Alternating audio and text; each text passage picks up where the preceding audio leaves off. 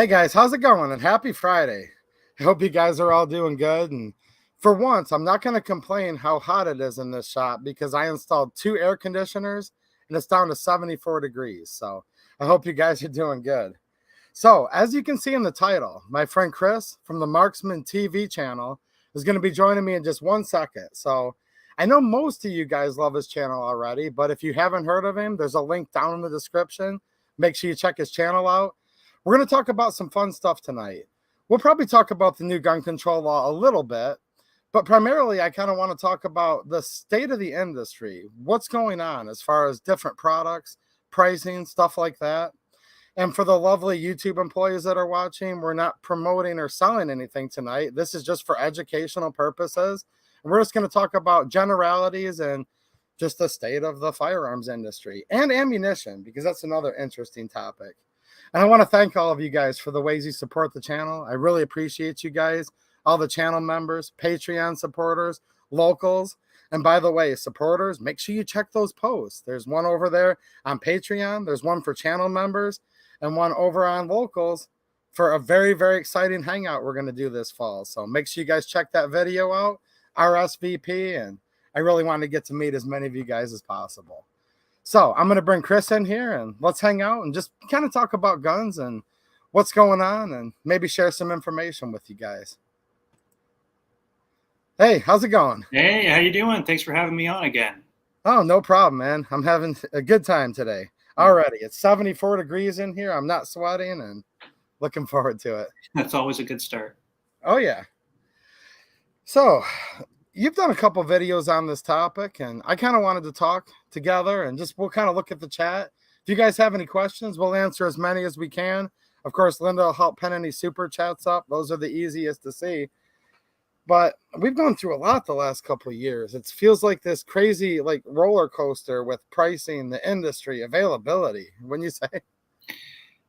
Yeah, I would say, everybody's been along for the ride since, the whole COVID thing kicked off in early 2020, and it's just been nuts ever since. Things got better, then they got worse, then they got better, then they got worse again. So we're kind of we never seem to quite be in the clear in terms of the absurdity of the pricing of firearms and ammunition. Of course, a lot of that is driven by the fluctuations in the market itself, like inflation and the high prices on other commodity goods, logistics, and that sort of thing. But I've started to notice, in my store, and for those of you who don't know who I am, I own a gun store, and we're starting to notice, and I have been for about the past at least 2 to 3 months, that pricing on firearms at least, and we'll kind of separate ammunition and firearms a little bit. The pricing on firearms at least is very noticeably been coming down. The NICS data, that's the NICS instant criminal background check data, that's when you go to a gun store, you get your background check run. They keep tabs on all of that. And actually, for the first time, background checks inside of gun stores are down to 2019 levels. So I've been noticing that, and I did a couple of videos on this topic maybe a couple of weeks ago. That's awesome. For our friend Frank saying hi real quick. I wanted to see that message is that up Frank there. the Tank? Oh, yeah. Yeah. What's happening, Frank? Yeah, so here's what I'm thinking about here. For most things that I'm buying for my business right now, just little like sponge applicators for deck stain, all of that, I'm not seeing prices going down. I mean, everything. I just mentioned that because it's like totally random and incidental. Everything I'm buying, auto parts, lawnmower blades, fuel, keeps going up in price. So it can't possibly be getting literally physically cheaper to build these guns. Can it be?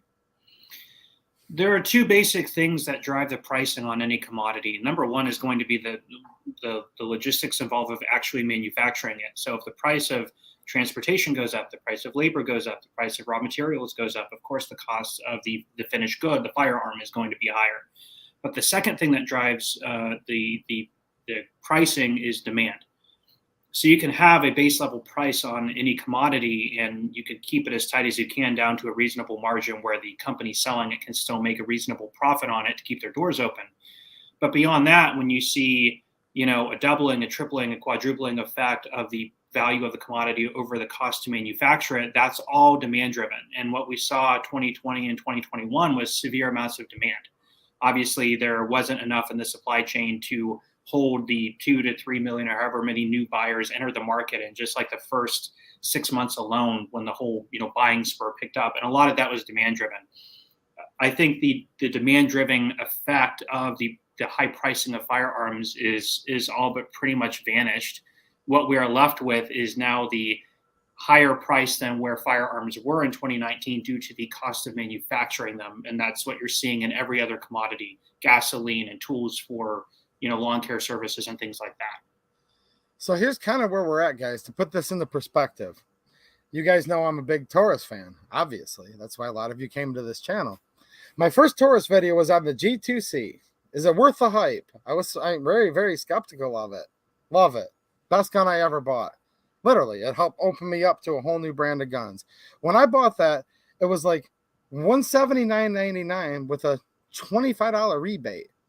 Then I just literally got a sale the other day. Now, I can't promote this stuff on here, guys, because, hi, Susan Wiki. But over on Locals, I do. So make sure you check my Locals community out. But I just posted a deal. Now it's $199. $25 rebate. So we're within $20, otherwise known as 10% of what that gun was 4 years ago. You know what I'm saying? The interesting thing too is 4 years ago, we were actually, and it wasn't that long ago, we were actually in a period of very low demand. When President Trump won the election in 2016, we saw drops in gun sales, gun demand by about 33%, by about a third, if you look at the background check data and use that as any type of metric. So it was, and I remember what you're talking about. I remember that sale. I remember those rebates. There were manufacturers that were trying to do anything they could to get their firearms through the distribution channels and to try and invigorate the buyers.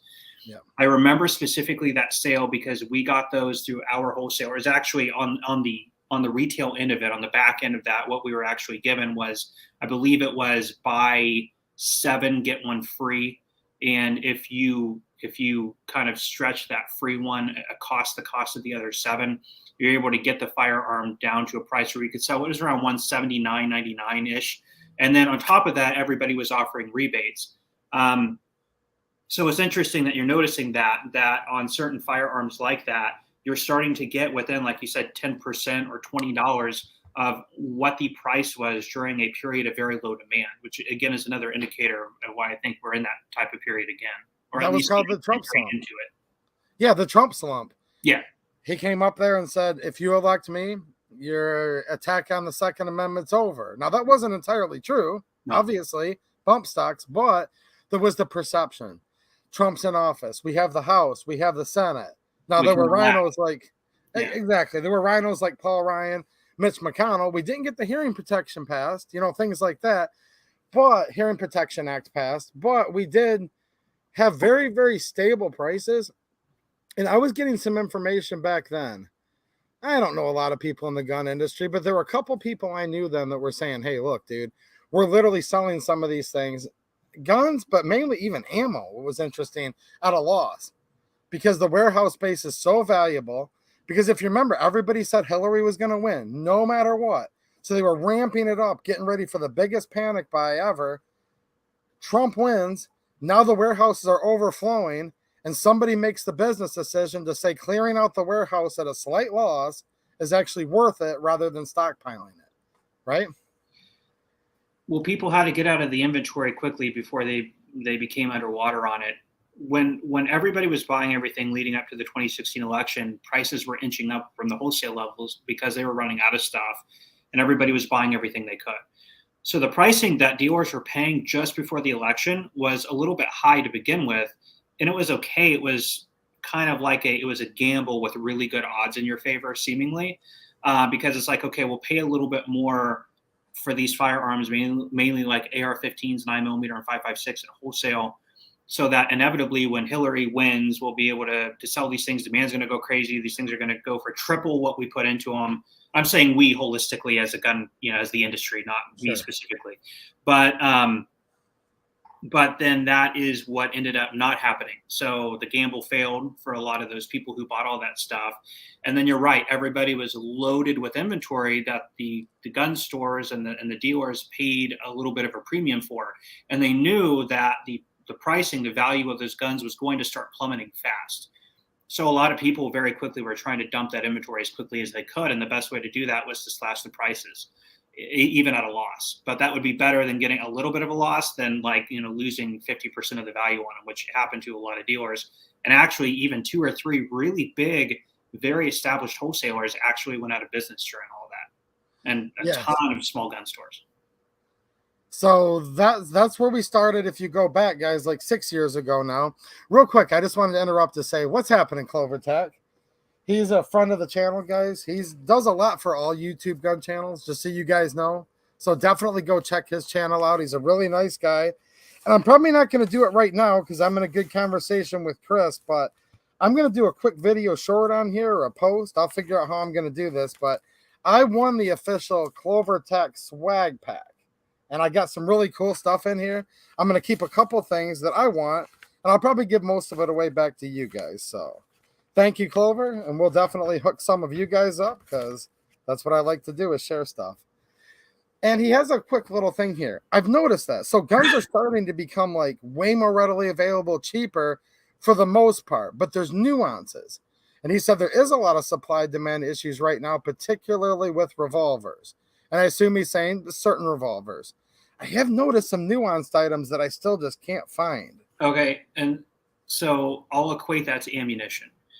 Are you having an easy time finding 38 special or 32 automatic or 25 automatic or 303 British? That stuff's also been kind of hard to find. Yeah. What the industry is trying to do right now, and again, I don't have I haven't talked to Taurus, I haven't talked to Glock. This is just a guess on my part, but I'm seeing this consistently in a certain segment of products, both in firearms and ammunition related, is what was in supply and what was out in the supply chain totally got absorbed very, very quickly. And there's been a period of over the past couple years of manufacturers trying to resupply. And where I think manufacturers have been putting a lot of their attention is on the higher demand items. That would be like higher demand calibers, like 9mm and 5.56, which I, as a dealer, am now at the point almost like I have 9 and 5.56 on my shelf like all the time now. I'm never out of it. And I just got to that point maybe 3 months ago. Mm-hmm. But I suspect the same, it would be true with revolvers and other certain firearms like that as compared to the semi-automatic line from these manufacturers like Taurus or anybody else, because there's really a lot more demand for those more, I call them modern semi-autos and polymer wonders and those sorts of things than there would be revolvers. So potentially they could be putting more of their attention on getting those out into the market since there's more buyers for them. That would just be my guess, but it would be, I think, a pretty logical guess based on, again, other products and other segments of the industry. It does seem like that because I have no doubt. And by the way, some of those harder to find calibers, 25, 38 special, all of you guys head over to my locals. I spend lots of time and I have been posting good deals on that stuff. And it takes me forever to find it. But with some of these things that are a little more nuanced, I'm thinking of okay, the Rossi lever guns, which is part of the Taurus, umbrella, sister companies. Those are hard to find. So I wonder if we have a little bit of a mix right now between the stuff that they really just prioritized on, say the bread and butter, top 3 or 4 models for all these companies. They're focusing on that. I totally got what you just said there, which makes sense. But I wonder if they're still simultaneously having a little bit of supply chain issues where they have to prioritize into certain categories. I don't know. They could, and the stuff that's not necessarily mainline, a lot of that stuff, they source parts and materials from other manufacturers and stuff too. So, I mean, a manufacturer like Taurus, across all of their product lines, I doubt they make every component for every firearm in-house.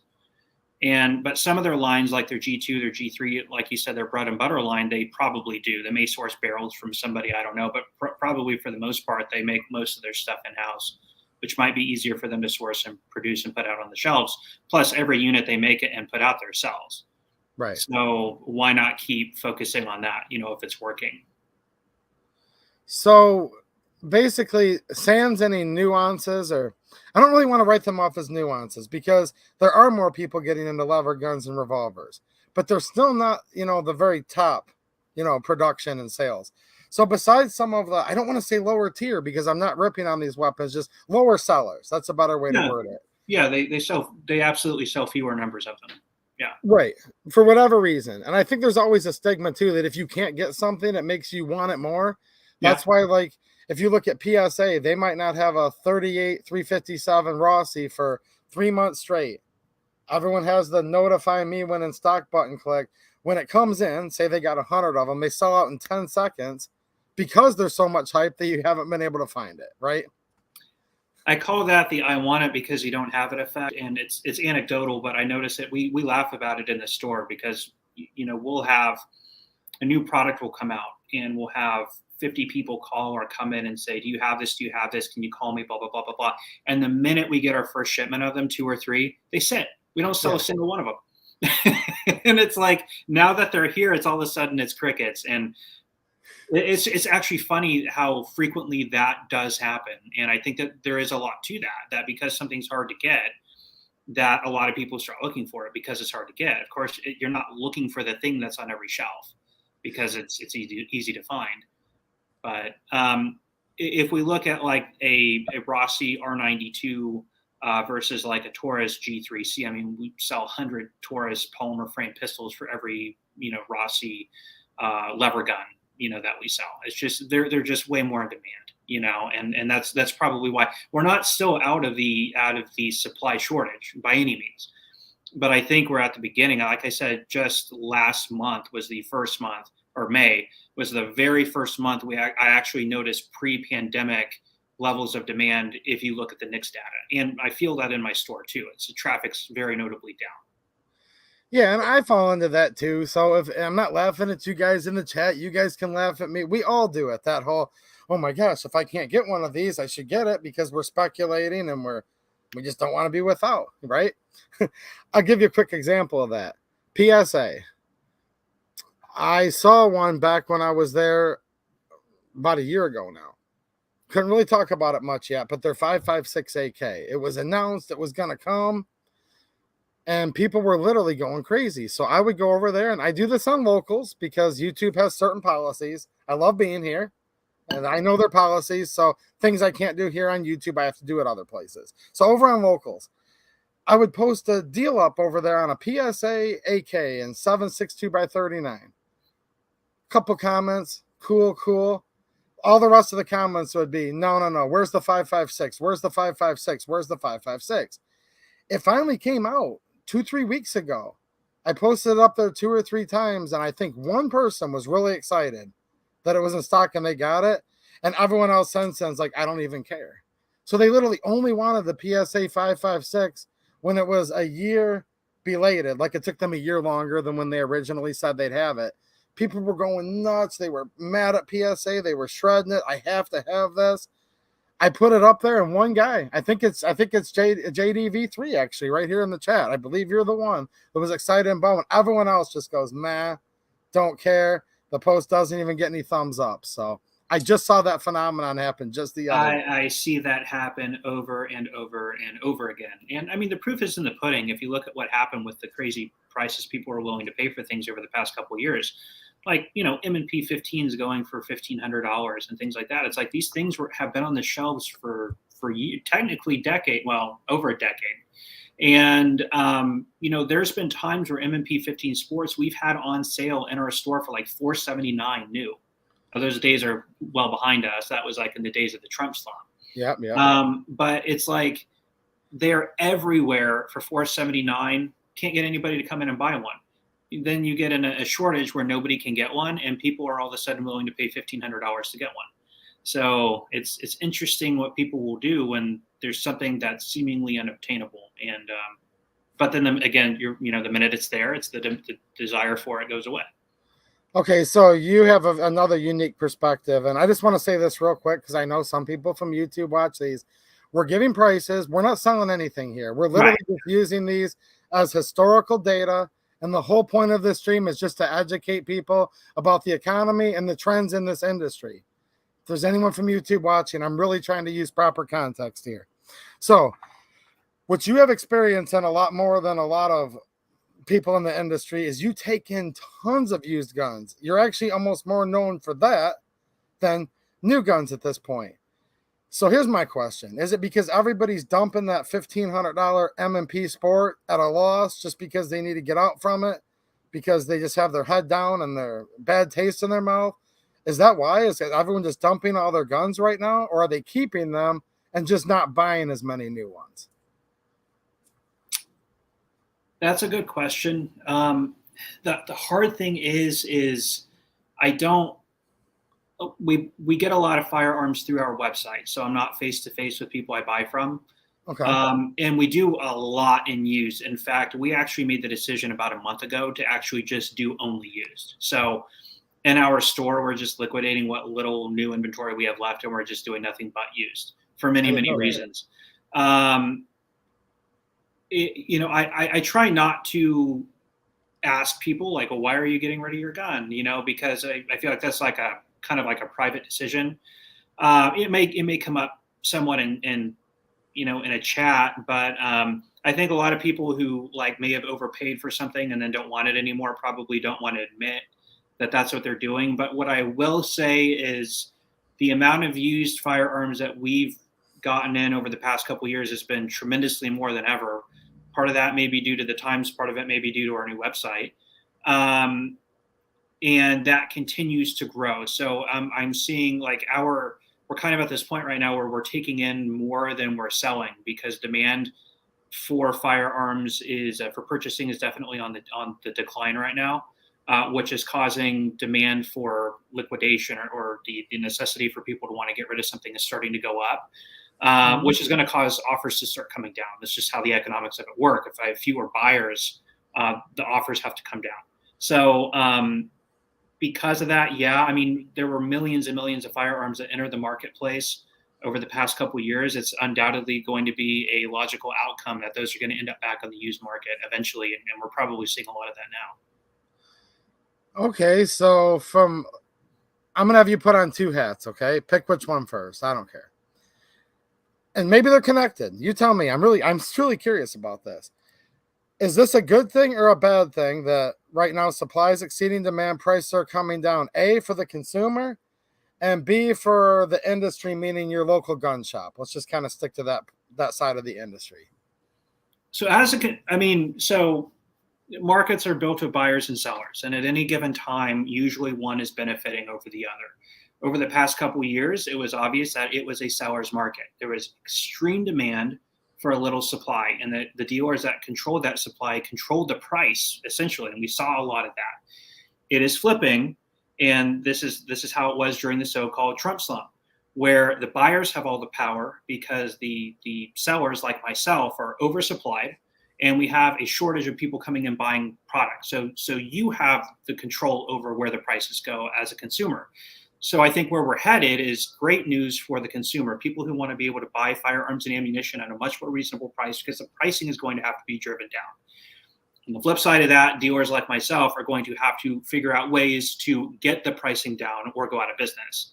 We'll be outcompeted by the people who can offer the lower price because that's where if there's 10 guns in the marketplace and only 5 buyers, you have 10 guns controlled by 10 dealers, the 5 dealers who are going to win are the 5 that can get those 5 buyers. And you typically do that by being competitive on pricing. So to answer your 2-hat question, going to be good for buyers, going to be bad for sellers, and it's just going to flip from where it's been over the past 2 years.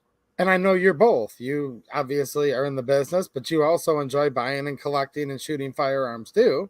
Well, yeah, I've been a shooting and firearms enthusiast well before I opened a gun shop. So that's where my passion is. So it works out well for me, I guess, either way, because as a buyer, I can, buy things for my personal collection at a cheaper price. But, as a retailer, I'm going to have to figure out how to deal with a smaller pool of buyers, just like everybody else. But that's just, it's normal business cycles. It's just the way it is. And you just have to navigate that.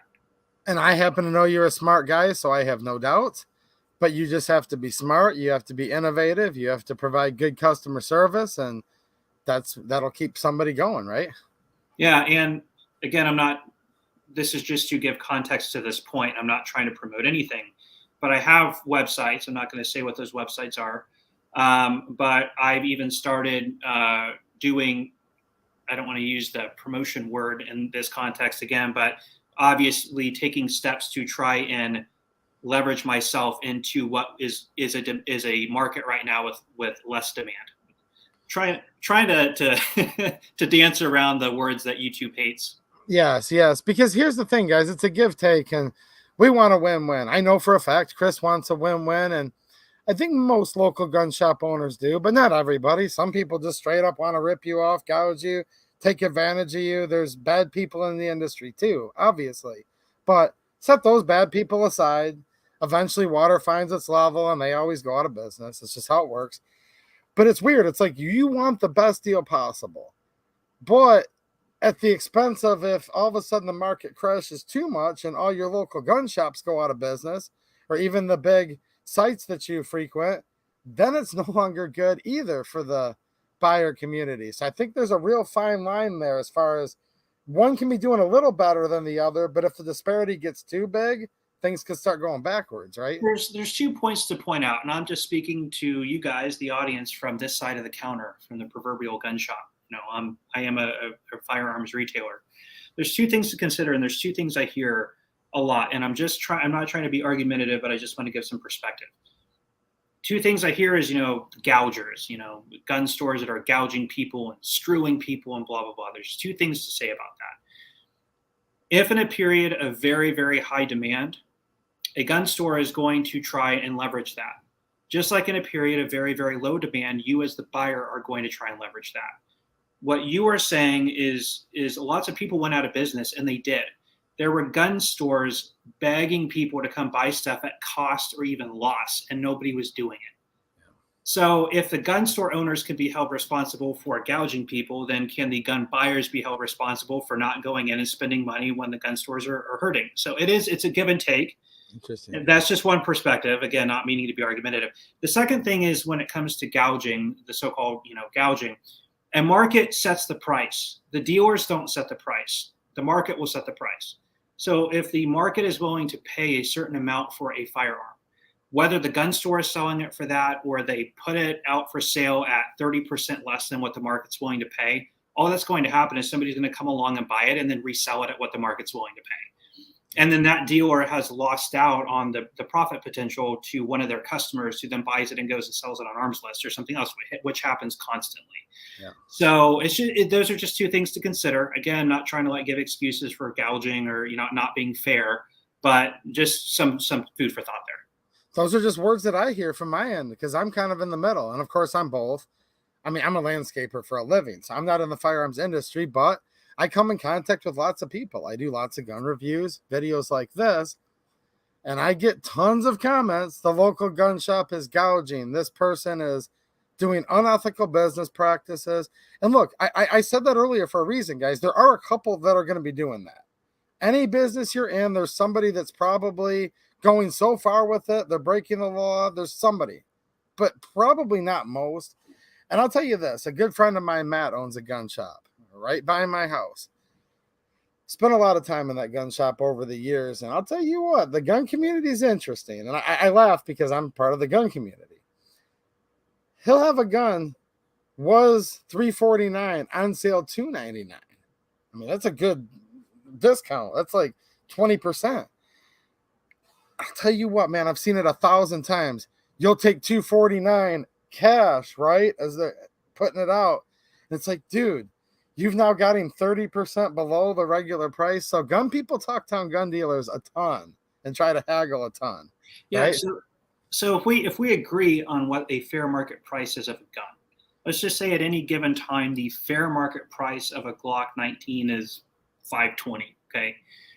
And then during the shortage, there are dealers charging and selling them for $650. And they get accused of gouging because, guys, you're selling it for $650. These have always been $520.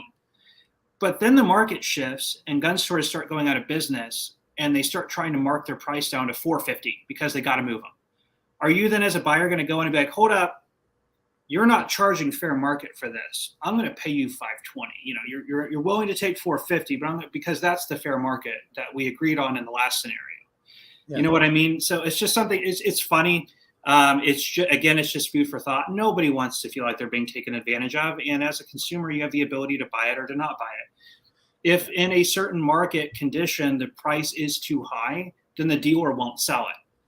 If the market sets a Glock 19 today at $650 and they're trying to get 8 for it, then they're probably not going to sell it, and they're going to have to come down to where the market is. But the pricing will always follow the market. Again, it's not set by the store. It's set by where the market is willing to spend their money. And that's okay. And here's where I'm heading this. I mean, look, some of you guys have been into guns forever, but we had tens of millions of new gun owners. So many of them have found their way to my channel. Because I'll get as geeky as anybody, especially on that last locals stream I did where I was like really getting nerdy on old milsurps.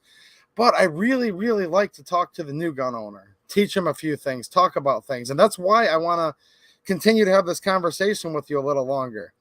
So here's my opinion.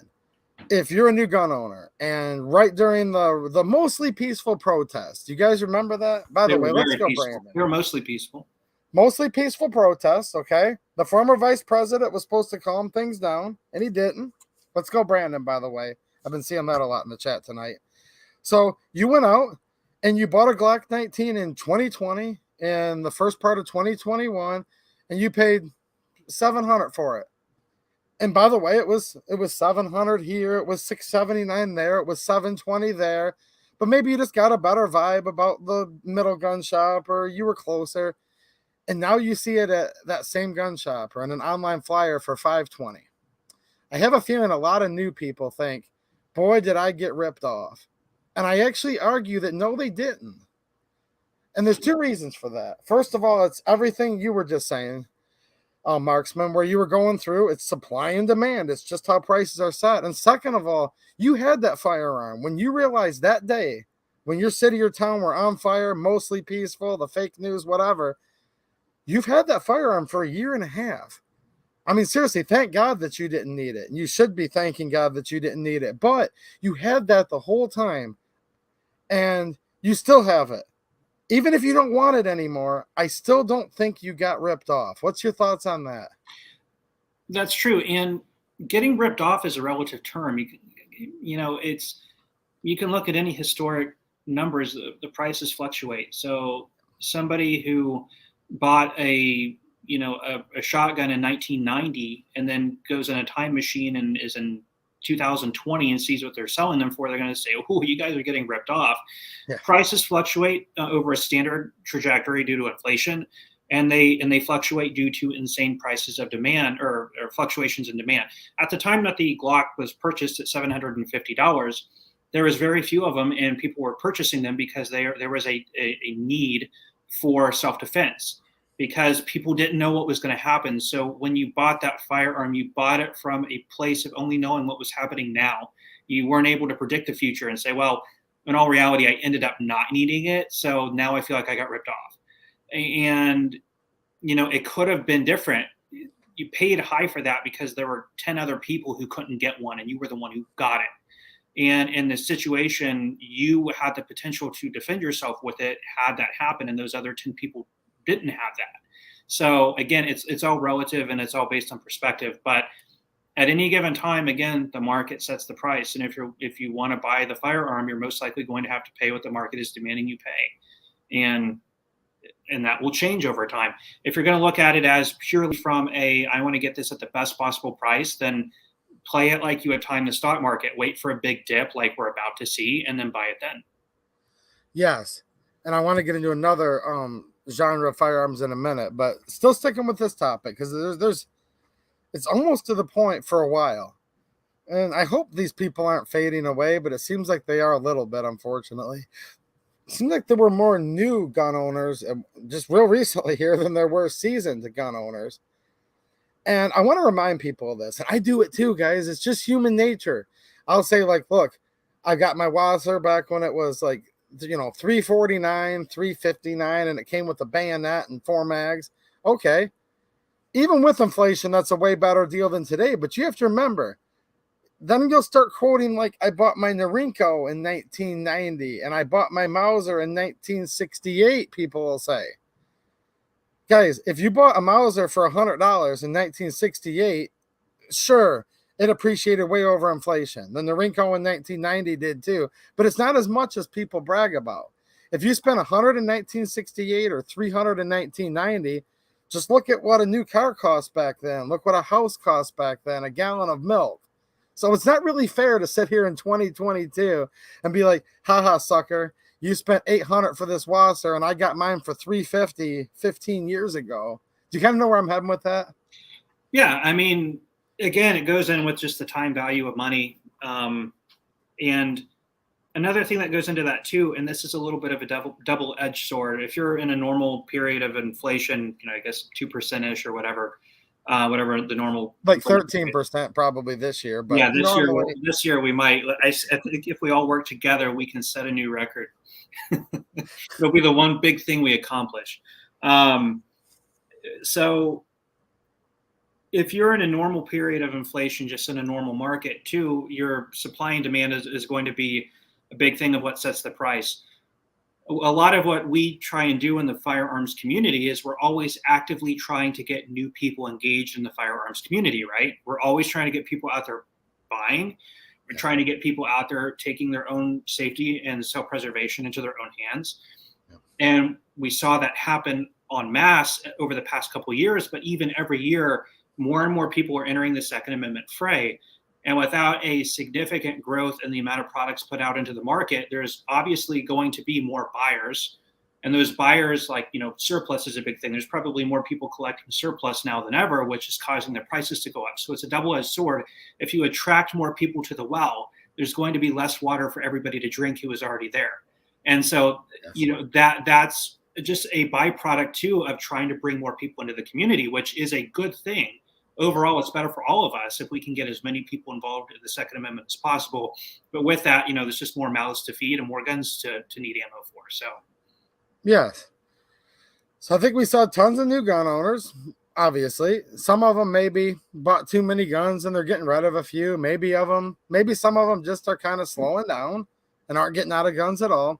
But for whatever reason, we're noticing a drastic shift, which I think for probably everybody watching right now this is good news, right? What's kind of happening with prices?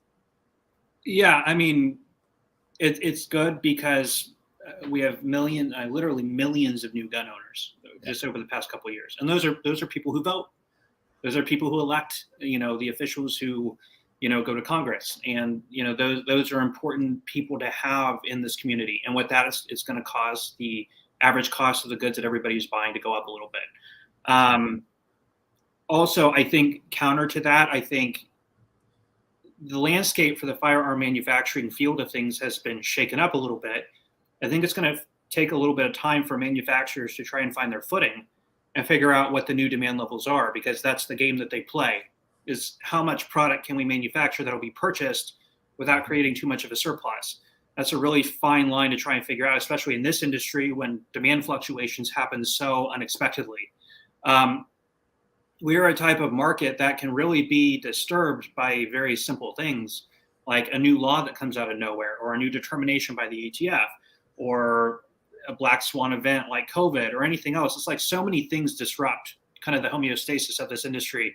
So I think now everything's really been shooken up, and I think they're going to try and reinvent where we go moving forward. Yeah, I think so too. And the firearms industry has to be just so much different than so many of the other ones. If you look at places like Amazon, everything's like literally on demand. They have these warehouses set up everywhere, all these people running around in little vans. And like you'll literally buy something and it'll tell you like how many minutes you have left to still get it by tomorrow. And sometimes like you look at the price today and it changed by 13 cents in a few hours. Everything's like within seconds, and they have a business model where they will actually just notice, like for them, even being in their warehouse for a few extra hours, let alone specifically days, is too long, and they'll drop it down 10 cents, 13 cents, just so people can see that price has dropped in your cart, little thing, right? Now, the firearms industry, everything has to be just slowed right down to almost nothing, because they there's background checks, there's waiting periods in so many states, soon to be waiting periods for young people, all these things. It just slows everything right down, where you can't just buy a gun. Contrary to what Obama said. Remember, he said it's easier to buy a gun than a book? That was a lie. That was nuts. But you know what I'm saying? So it's got to be weird for them to play chess with the truly on-demand warehousing by all of the rest of the retail market by the minute, by the second, and then with guns, everything just gets slowed right down, kind of, right? Yeah. I will say this too, that the one unique thing about this industry too is it's really fragmented, and it's really, if you look at the history of gun business, or not gun businesses, but just industries in this country, the way the gun industry is run is actually very, very old. Like the method, the process is all very old.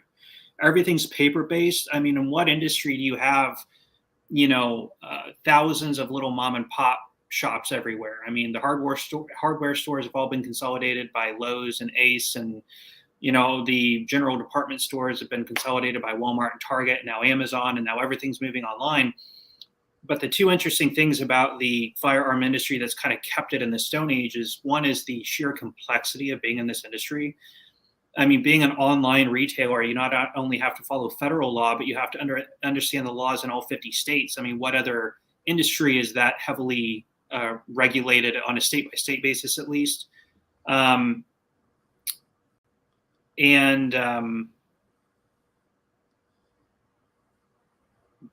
I'm trying.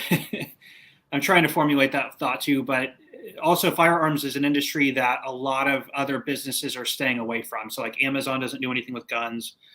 Now you have UPS, not wanting to do things with certain guns.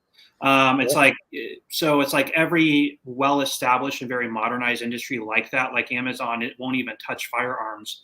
So it's a very, very, very small industry. I did a video actually on this topic, and I would have to get the data back out that I had found, but it was like, if you took the industry as a whole, it was like comparable in its numbers industry wide to like one mega corporation like Starbucks or Walmart or Target. Like Walmart itself competes with like the entire gun industry in terms of sales. So like that's how small kind of an industry this really is. And that's why things can tend to be fragile, and why things can tend to be volatile, because they're not playing with some of these. They're not playing with the volume of numbers, where they can just simply, some of these places have loss leaders where a gallon of bleach at Walmart, they'll lose 20 cents a gallon because everyone buys it, or a gallon of milk, something like that. They'll lose money on it just to get you in the store, because you might buy like 365 items, throw it in your cart. It's not really like that with firearms. I mean, if you buy more than one handgun in a 5-day period from the same store, you have to get this duplicate paperwork filled out. I don't know to what extent, but I believe it puts you on a higher level of scrutiny. There have been reports of them showing up to people's houses asking why. I'm not saying they always do that, but it has been reported in the past and documented. So really, it's like, even if you do have the money, people don't buy guns nearly as quickly as they do all of these other things in life. And I think that has to do a lot with these markets, how they're always trying to ride that fine line, right? Yeah, and some gun stores will leverage that mindset with like, a bunch of accessories and ammunition and stuff like that. But yeah, I mean, as far as we go, I mean, I have a pretty small brick and mortar store. We mainly deal heavily in firearms, so like the single purchase, really. So there's not a lot of like ancillary odds and ends going into shopping carts and stuff like that as you get. But that's that. I mean, I guess the automotive industry might be something similar. They're probably their bread and butter is selling cars worth tens of thousands of dollars instead of like air fresheners and floor mats. I kind of like the way that we're structured is more that way too, like fewer sales but higher dollar sales. But yeah, I think to your point too, to go along with that, the way the industry is structured, the industry is so dependent on different elements of itself. It's like the industry itself is like one big organism. Yeah. And what I mean by that is you have the manufacturers who are dependent on the wholesalers. The wholesalers are dependent on the small retailers like me. Again, that's a very like 1980s, 1970s way of conducting business. It's like travel agents for the airlines. It no longer exists. It's like, the middlemen type business. In every other industry, everything's been consolidated to the suppliers have their own supply chains direct to consumer. You're seeing that with Amazon is like is a huge distribution network, and you don't have anything like that in this industry. And you actually can't, because there's federal statute that forces you to have a it's way too middleman. complicated. Nobody wants to touch it, and being in the business, again, especially if you want to deal outside of your own state, you have to know so much, and there's so many different ways that you could get yourself in trouble. So it is something you have to be careful about. Yes, and I put out a video just a couple hours before this stream started. You touched on it. Yeah, guys, it's been reported that UPS parts, because a P80 is not actually a firearm, there's going to be some executive actions and ATF rulemaking going through in August. And I know there's some state laws, but in spite of all that, it's been reported that this Ghost Firearms in Florida got their account canceled, threatened to get their items seized and destroyed. Brownells had made a post, and you guys can check the link to, and by the way, I've been told from a few viewers since then that Brownells took that social media post down since then. I don't know why. It's kind of late right now to try to get comment from them. But if you guys go to that article in my previous video, click on the link to the story, you'll see screenshots of Brownells talking about it. Now, since then, I've had viewers chime in. So this is speculative, guys. I've been really busy today, got right on here shortly after that other video. I now have a good number of viewers coming in saying Midway is not offering UPS as an option. Another company. So we'll see as this story develops. But there's many complicated things in the firearms industry with people always throwing a wrench in the spokes, it seems like. Yeah, and we're in the era of businesses taking political sides, which is very weird too. I feel like it's like businesses are now supposed to have some sort of political mission associated with them, which is a fairly new thing, I think, too, at least within the past 10 years.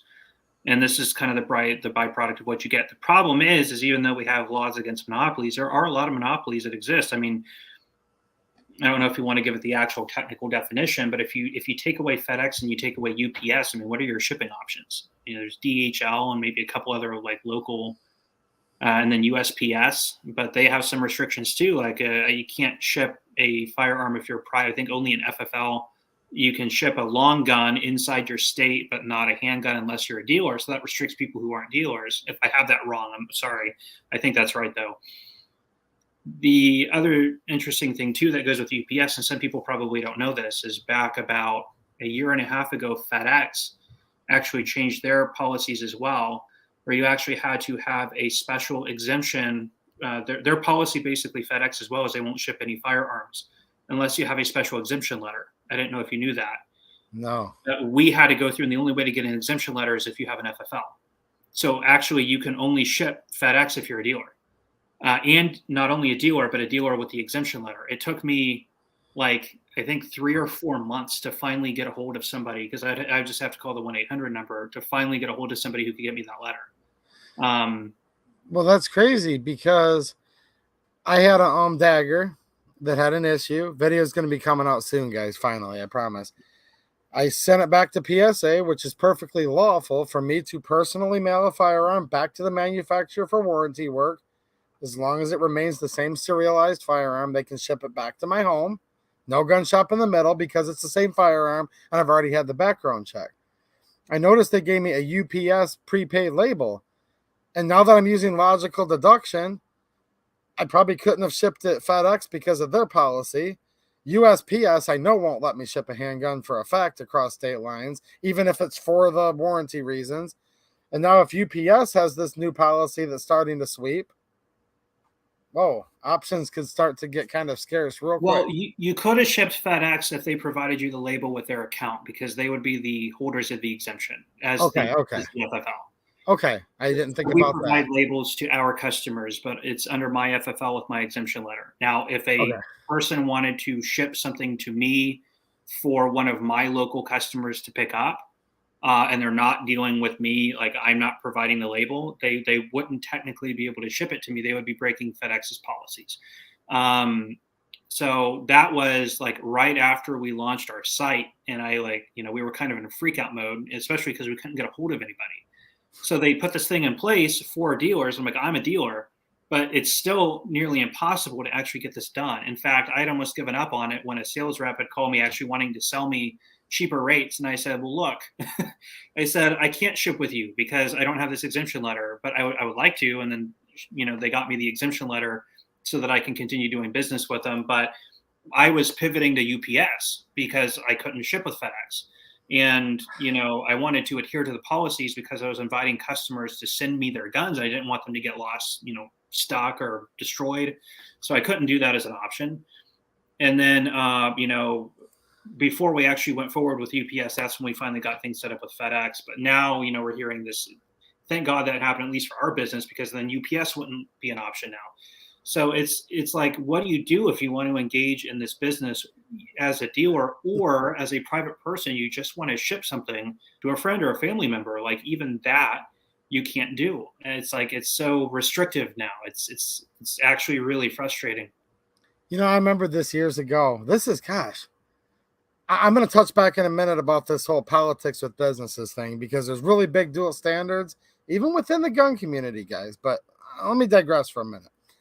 This is years ago now. I had bought something, and I think the name of it was like the Gunfather clock, play on grandfather clock. And it was one of these clocks that you'd open it up and put a gun in it for hiding it in plain sight, that kind of thing. And it was a nice, sturdy cardboard box. It wasn't in there anymore. Like, I kept that, and I wanted to ship something to somebody. So I just used the box, slapped the UPS label on it, took it to the local UPS store. The guy just looks at it, and he's like, whoa, like he just like jumps back because it says the word like Gunfather clock on it.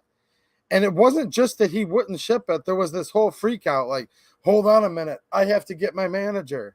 And then he wasn't controlling his voice. He's right around the corner. Should I just call 911? Should I just call 911? And it's like, they were literally like this close to calling the cops on me because I brought in a package that said Gunfather clock on it. So there's a lot of people, especially, and I'm not just saying that because it's UPS. It just reminds me of an old story that happened to me. There's people out there that have no clue about guns, or they're just so hell-bent against them that will literally like freak out on you if they just see the word gun or you say the word gun. You know what I'm saying?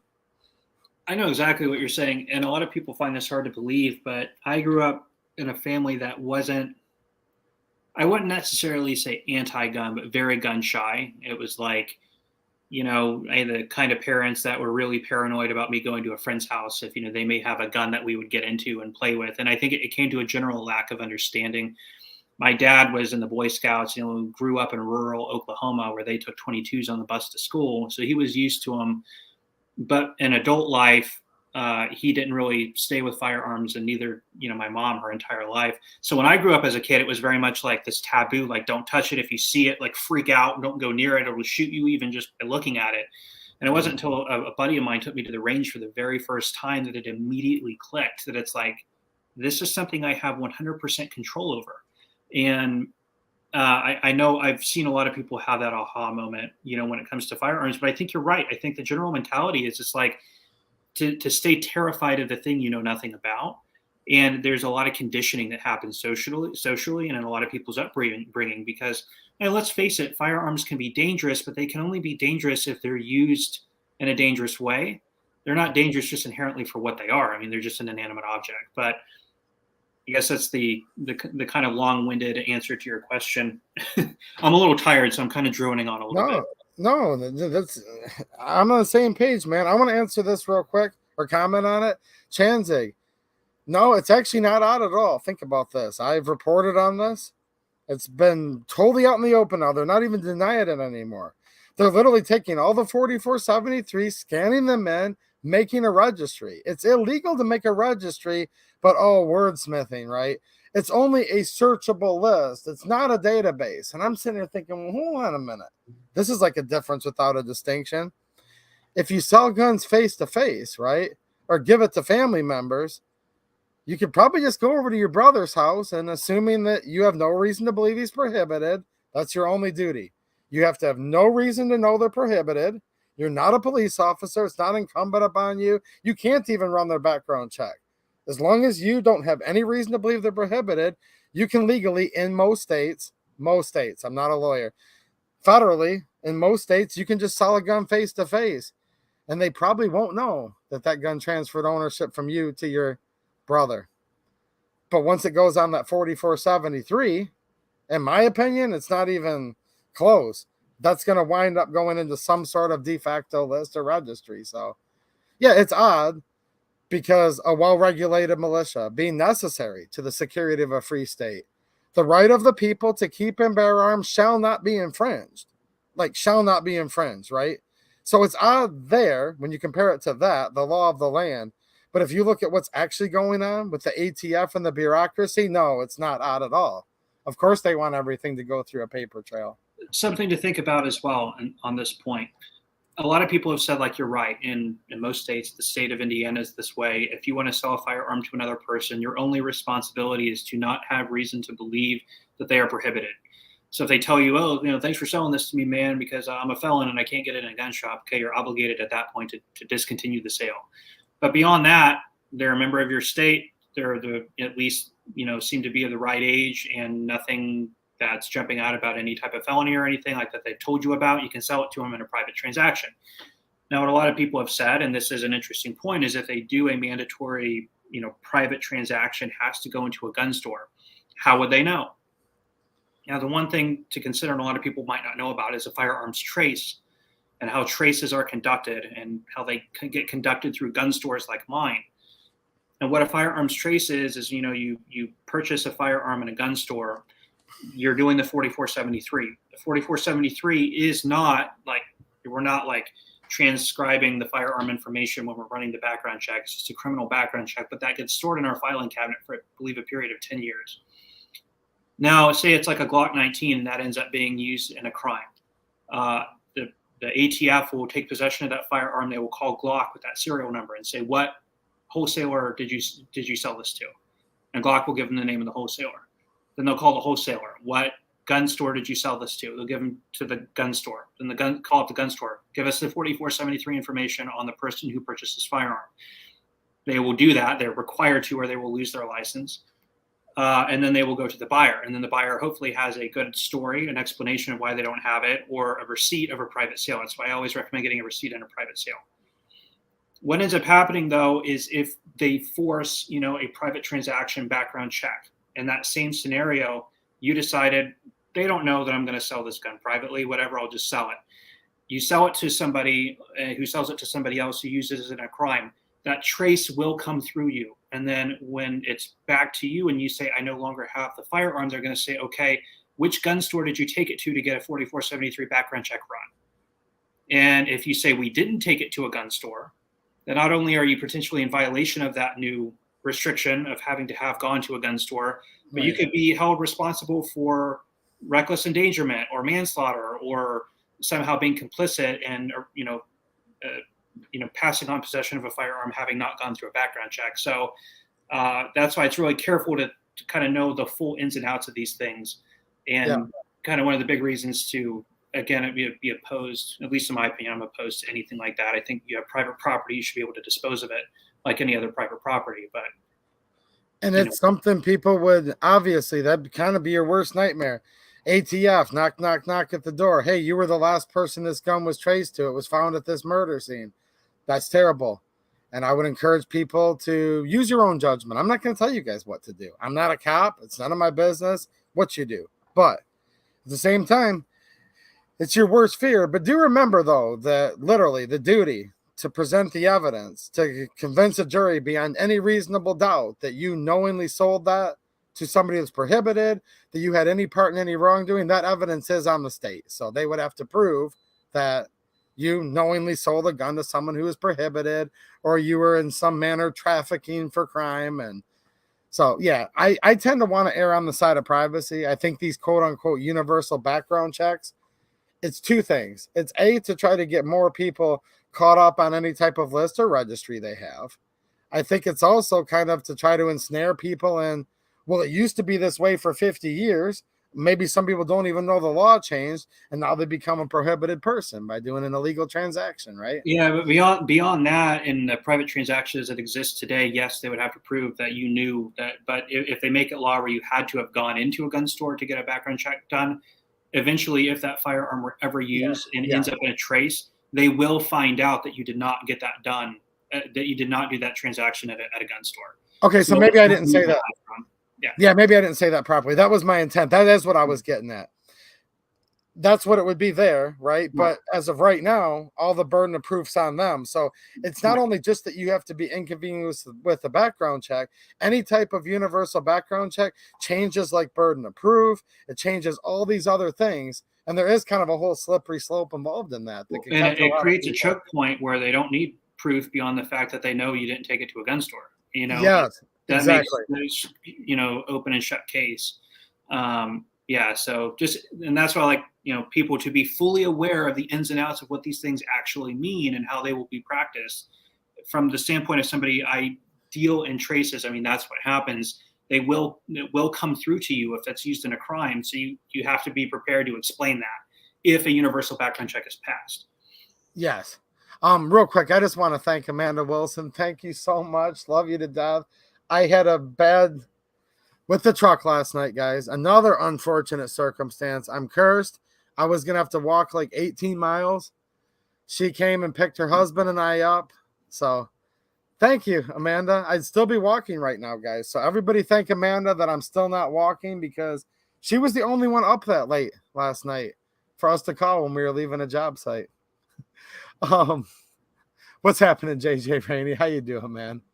And yes, you diver. That's what I'm saying. You're not guilty till proven guilty, of course, but it makes that choke point that he's talking about, and it proves you guilty if you don't get it done. If it's the law, so it completely dissolves the ambiguity and the burden of proof from them, which is what makes it kind of dangerous, to say the least. Yes, and back to that slippery slope. And I wanted to bring up something else. You don't really have to say much of anything if you don't want, because I know some of this is going to apply to you. And you brought me up one time in a video how people, report certain things, and some people, look, I don't care. People give me a hard time all the time. Came for the guns, left for the politics. Well, first of all, I don't even talk politics, really. Not much at all. Me talking about unalienable rights should be so above the political fray, it's not even funny. And I rip on Republicans like a lot on here. But with all that said, it's kind of a weird balance what goes on. And I'm going to complain about the gun community a little bit, guys, and tell me what you guys are thinking in the chat here. So you've got these woke leftists. We're just going to pretend that's what they are at the UPS store years ago. They see the Gunfather clock thing and they just freak out and they're like, oh, demonized, because they're just part of this culture. No, the same culture, they'll fly whatever flag they want regardless. They don't care. They'll say they were pro mostly peaceful protest, pro the drug dealer that threatened a pregnant woman with a gun to her belly. St. Floyd, I think they called him. They have no problem just sitting there perpetuating all that culture all they want. And that's just what they do. It's like right in front of your face. Now let's move over to the gun community. This is why I say there really isn't a gun community. Hear me out, guys. Because there's all kinds of people that like guns. Some people that like guns are just as woke as all these other people. Some people are like as conservative as the day is long. So what'll happen is this. You'll have all these people that love guns. I'll do a Taurus G3 tactical video. Tens of thousands of views. Gain hundreds of subscribers off of it. And people, oh my gosh, brother, I love your videos. I love your presentation. It just feels like you're a cool guy hanging out in the shop. You explain it so well. And I am just hanging out in my shop and all my videos. It's true. So, and then I'll put out a gun rights video and I'll say something about let's go Brandon, because that's my culture and I'm a person and I have the right to have the culture I want. And I'll get so many people just pounding me, came for the guns, left for the politics. So we literally, like, the other side's just against us, period. And then within the quote gun community, half of us are against the other half at all times. And I saw one of your videos, and I'm paraphrasing. You said something as innocuous as like, and due to some of the current climate right now, we're seeing prices going up on things and gas and whatnot. It was something literally like that. And you had a bunch of people saying, get your politics out of your videos. It's tough. So do you want to even comment on that at all? Or? Yeah.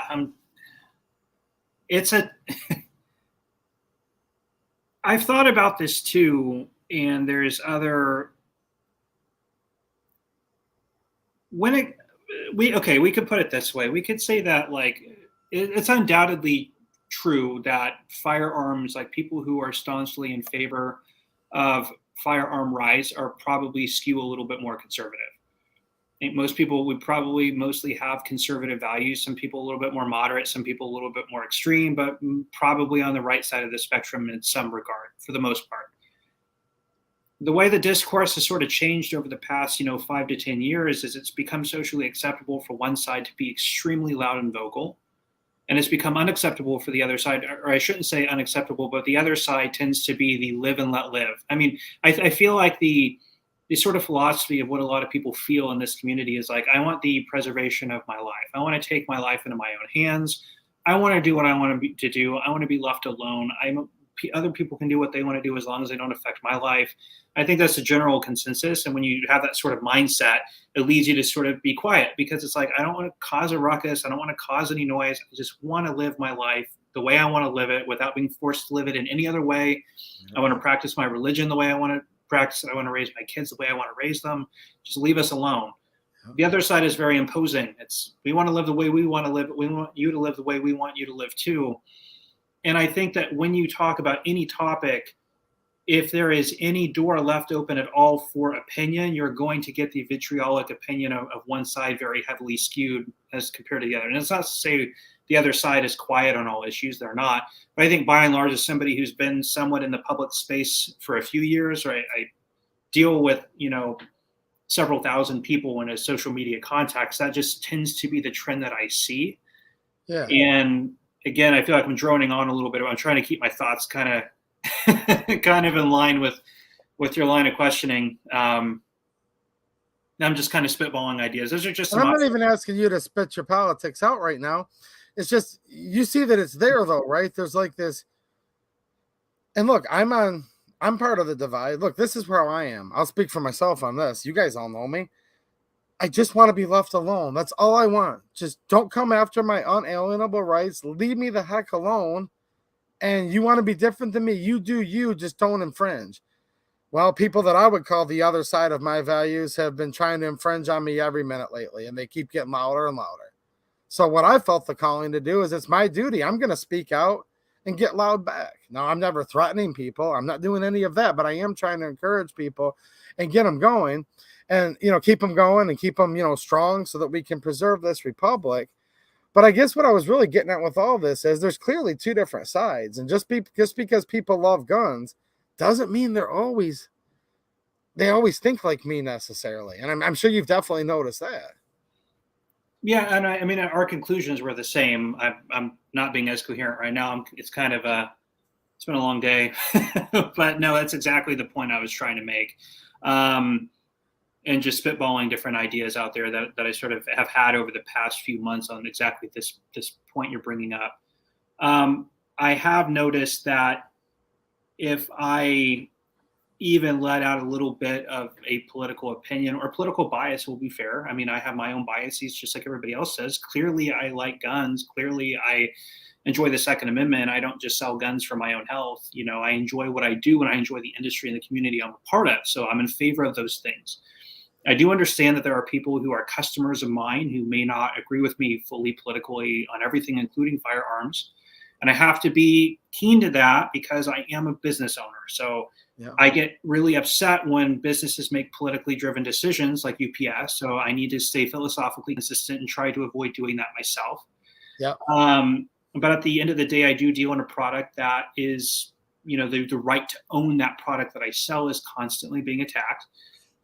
I need to be somewhat of supportive of the products I am selling and for the people who I'm selling them to. So I understand that as well.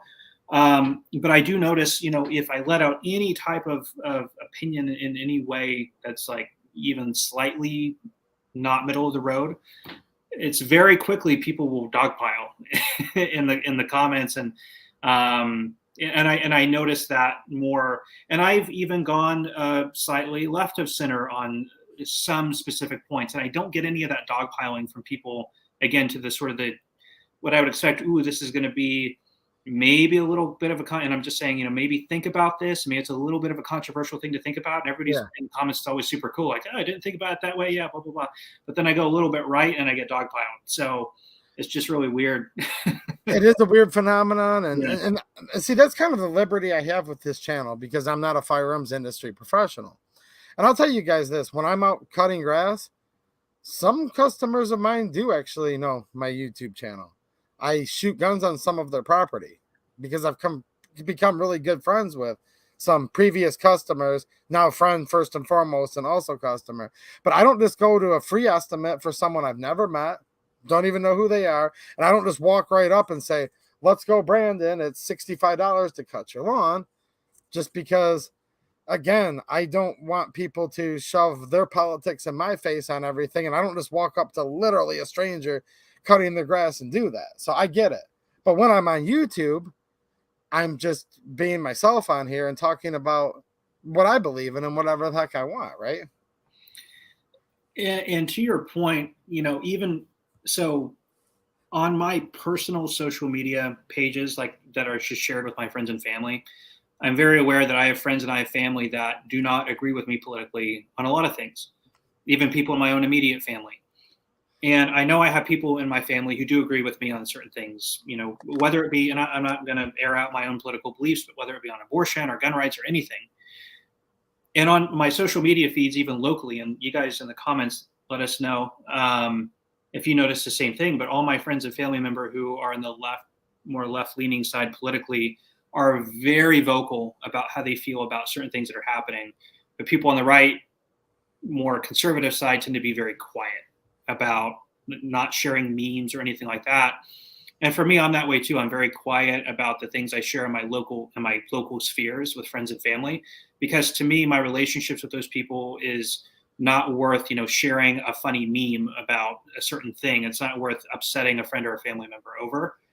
Because they may not agree with me, and that's not the place to do it. But I notice there's very free reign for people on the other side of things. But you're expected not to have a falling out with them if they do it. I Exactly. I'm expected, to have no problem with it and just see it on my news feed over and over and over and over again. But if I post something, it's like all those same people will just again dogpile and remove me, and it's just like it's not worth. I don't know. Kind of getting into different territory, but that's just sort of, again, kind of expanding on your point that it's really hard to have an opinion that is not in line with what the popular opinion of the day is. Yeah, no, I think this is a good discussion because I know people think about this stuff. They have to. You can't be alive right now and be on the internet at all. And clearly everyone that's on here right now goes on the internet. They were walking to a gun shop without these things happening. And a lot of this stuff, it's like, yeah, you sit and shake your head and you're like, yep, I've noticed that too. Mm-hmm. And here's a perfect example too, right here. I'll pop this up again. Clovertac. I see how Let's Go Brandon's funny, but I also feel it's in bad taste, so you won't hear me saying it. That said, I'm not the word policy, so you're free to say whatever. And that kind of sums up what you were saying earlier. Look, I don't care if Clover likes Let's Go Brandon or not. Why would I care? And that's what he's saying right here. Who cares if he likes it or not? I like saying it. I think it's an important part of culture, so I'm going to do it. Now, I'm not going to go on his channel and say, you must say it or else. So there you go. I love saying Let's Go Brandon all day long as much as I can because I have reasons. I've talked about it. And him and I are friends. So there you go. Right? That is a perfectly sum up real world example right there, is that you can have differing opinions on something very simple as sort of a phrase of "Let's go, Brandon." Some people find it's in bad taste like he does. Some people think it's funny like you do. But at the same time, we can walk away from the conversation as buddies, and that's it. And it's done. It's over with. Yep. We have our own opinions, and we coexist with those opinions. And but it's like if you had somebody else who wasn't as reasonable, it'd say, "Well, I think it's in poor taste, therefore you should not say it." Rather than saying, I think it's in poor taste, therefore I'm not going to say it. But if you want to say it, right. And on your own channel, nonetheless, for example. See right here. See, here you go.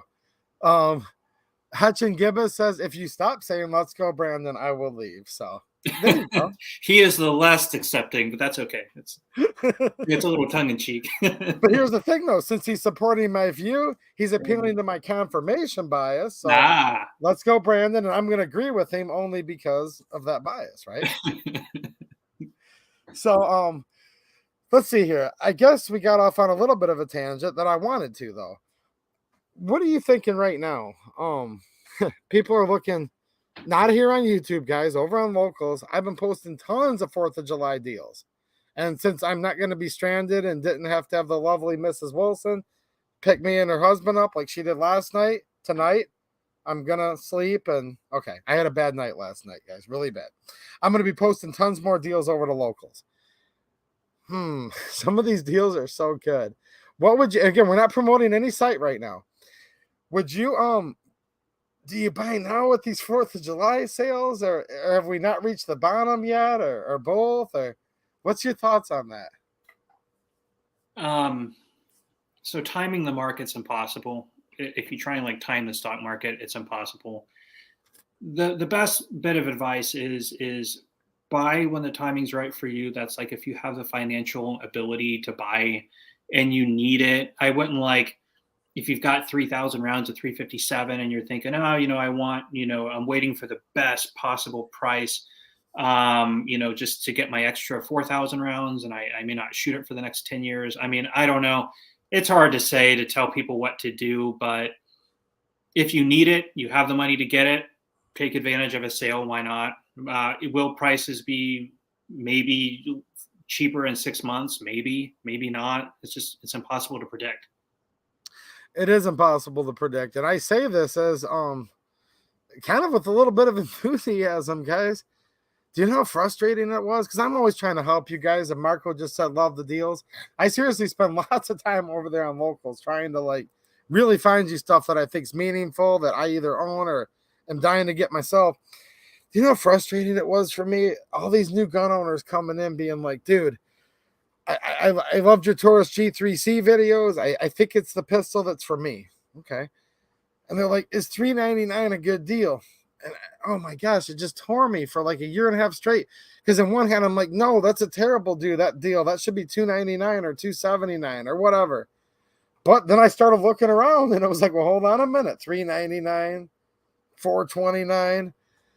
And that was actually a good deal at one time, $400 for a $300 pistol. So I'm finally getting excited now that a lot of stuff is seeming to be sold for what it's worth, right?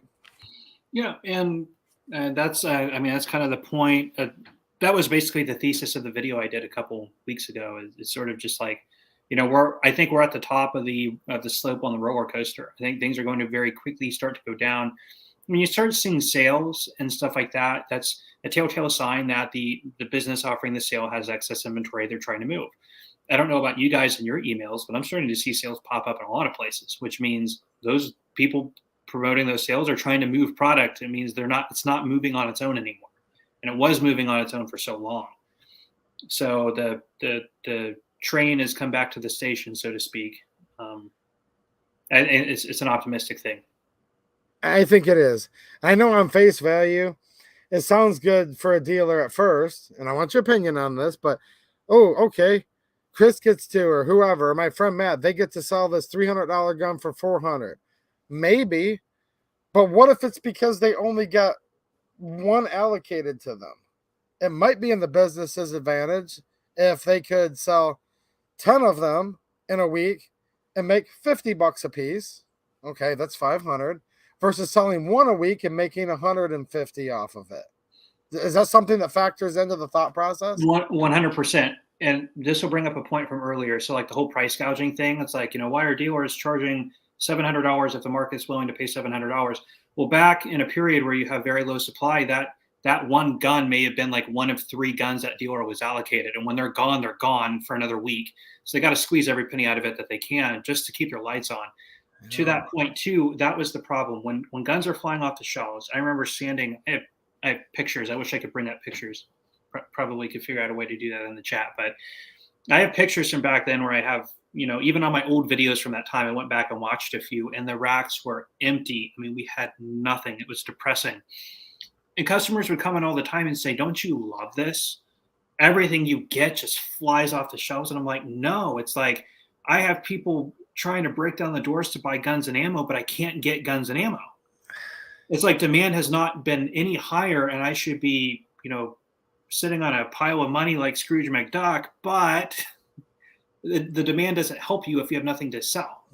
And and I would much, much, much rather have plenty of supply and a normal level of people coming in to buy it than all the demand in the world, but nothing to sell, because all the demand in the world is doing nothing for you if you have no inventory. And a lot of people are in that problem. Yes, and the fine line runs somewhere in between. There's somewhere in the middle, and that's where the sweet spot would be in theory. Where you want to be perfectly situated is where your input and your output are exactly level. You have no surplus of inventory, and it's selling as quickly as you get it in. That's the perfect place to be, but you are rarely ever there. You usually pass that line coming and going. You'll hit that line for like a week, and then you'll end up going the other way, and then it'll come back. You'll hit it for a week, and then it'll go the other way. You can never be there. And the business that can figure that out, like you said with Amazon, where they're like getting it down, that's what they're trying to do. They're trying to play in that perfect line all the time. And if you can figure out how to do that, then that's very, very, very going to lead to much success. And since firearms especially are like one of the most legislated industries there are, of course, things, like I said, always get more convoluted and slowed down. Now, one more topic that's adjacent to, but I'm going to call it different. Adjacent but different. What about ammo? What are we thinking about that right now? So ammo is not something I deal heavily in at my store. We keep it on the shelf so people have stuff to buy when they're in. I'm not noticing a huge drop in price, but what I am noticing is a big turnaround in supply. Mm-hmm. So as I mentioned maybe 45 minutes ago, like 9 and 5.56 are like now consistently on my shelves, and they've been that way for maybe the past like 3 to 5 months. And now, like today, we actually even got in like a few boxes of 25 and 32 and even 32 long wad cutters, which I haven't seen in like probably over a year. So like supply is definitely getting there, but usually what follows an overabundance of supply is then a dropping in price. But again, you're kind of limited by the cost of manufacturing and distributing those goods too. But I think you're a little bit more in tune with the ammo market than I am. Yeah, I mean, okay, so first of all, 9mm. You'll notice that, look, I'm just going to start off this way and work backwards with it. It's almost gotten to the point. I know tons of you guys are gun nerds, so just start spouting off at me. I get it. But when you look at all of this, the gun community as a whole, including the 20 million new gun owners this year, a couple of years ago, 10 million more, tens of millions of new gun owners, combined with everybody else, it's like there's 9mm. And is there any other handgun around? I mean, that's literally what it's gotten to. So I know for a while they were saying, well, what they used to do when times were more slow is, let's just say a huge company, all the way down to even the smaller companies, they have to tool up to make a certain round. Okay. Yes, everything's automated and mechanized, but they have to shut down a whole line and have tons of manpower, tons of brain power into setting it up for a certain cartridge. So let's say 9's always sold better than 380. Okay. And you would, if you only ran on a certain assembly line 9mm for a full 12 months, you'd have a surplus. Warehouse space is valuable. You'd have to sell it at a loss. That's what we don't want. Back to the Trump slump. So they might say, well, we'll run this certain line. We'll do 8 months of 9 and 4 months of 380. Well, what if all of a sudden there was so much, you can call it panic buying, whatever, just people buying as fast as they can, that all of a sudden they sold a whole year's worth of 9 in 30 days. Well, okay, now they're just going to tool up for 9, only run 9. Who cares about 380? As long as they can sell every pallet of 9 within seconds of making it, they're just going to keep making it, right? And they could, and they did. And that's what happened, and that's exactly right. Why tool up? And this goes back to our revolver question. Why tool up and get the material and the labor and everything you need for these other calibers or other products when the ones that's easiest for you to manufacture with the highest margin, you're selling as much of it as you can make? Like, why change that up? And that's exactly right. And that's why I think, that's why I think that's about to change a little bit, because I mean, I'm at the bottom of the totem pole here. I mean, I am a small fish when it comes to the gun market at large. And now I am at the point where my shelves are always stocked with 5.56 and 9mm now. That means like if I'm at the end of the supply chain and I'm fully stocked, that means everybody ahead of me is fully stocked too, which means I think we're going to start seeing shifting of production to other calibers. And like I said, coincidentally, even today I got 32, 25, and 32 wad cutters, which again, I haven't had a single box of any of those in over a year. Yes, and I actually have some milsurps that I love that are in 32, guys. I like some mouse guns in 25.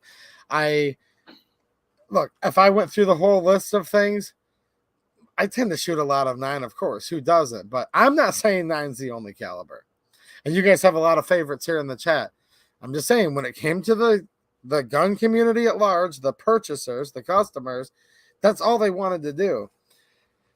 I'm seeing more of I'm just seeing like 9 and 5.56. Okay, the 7.62 by 39. That's getting goofy still because of the whole Russian ban. Although I do see Arsenal of Bulgaria. Bulgaria is now tooled up, bringing in 7.62 by 39. Check my locals. I just made a post on it, guys. Very affordable, 7.62 by 39. So, but here's what I've kind of noticed.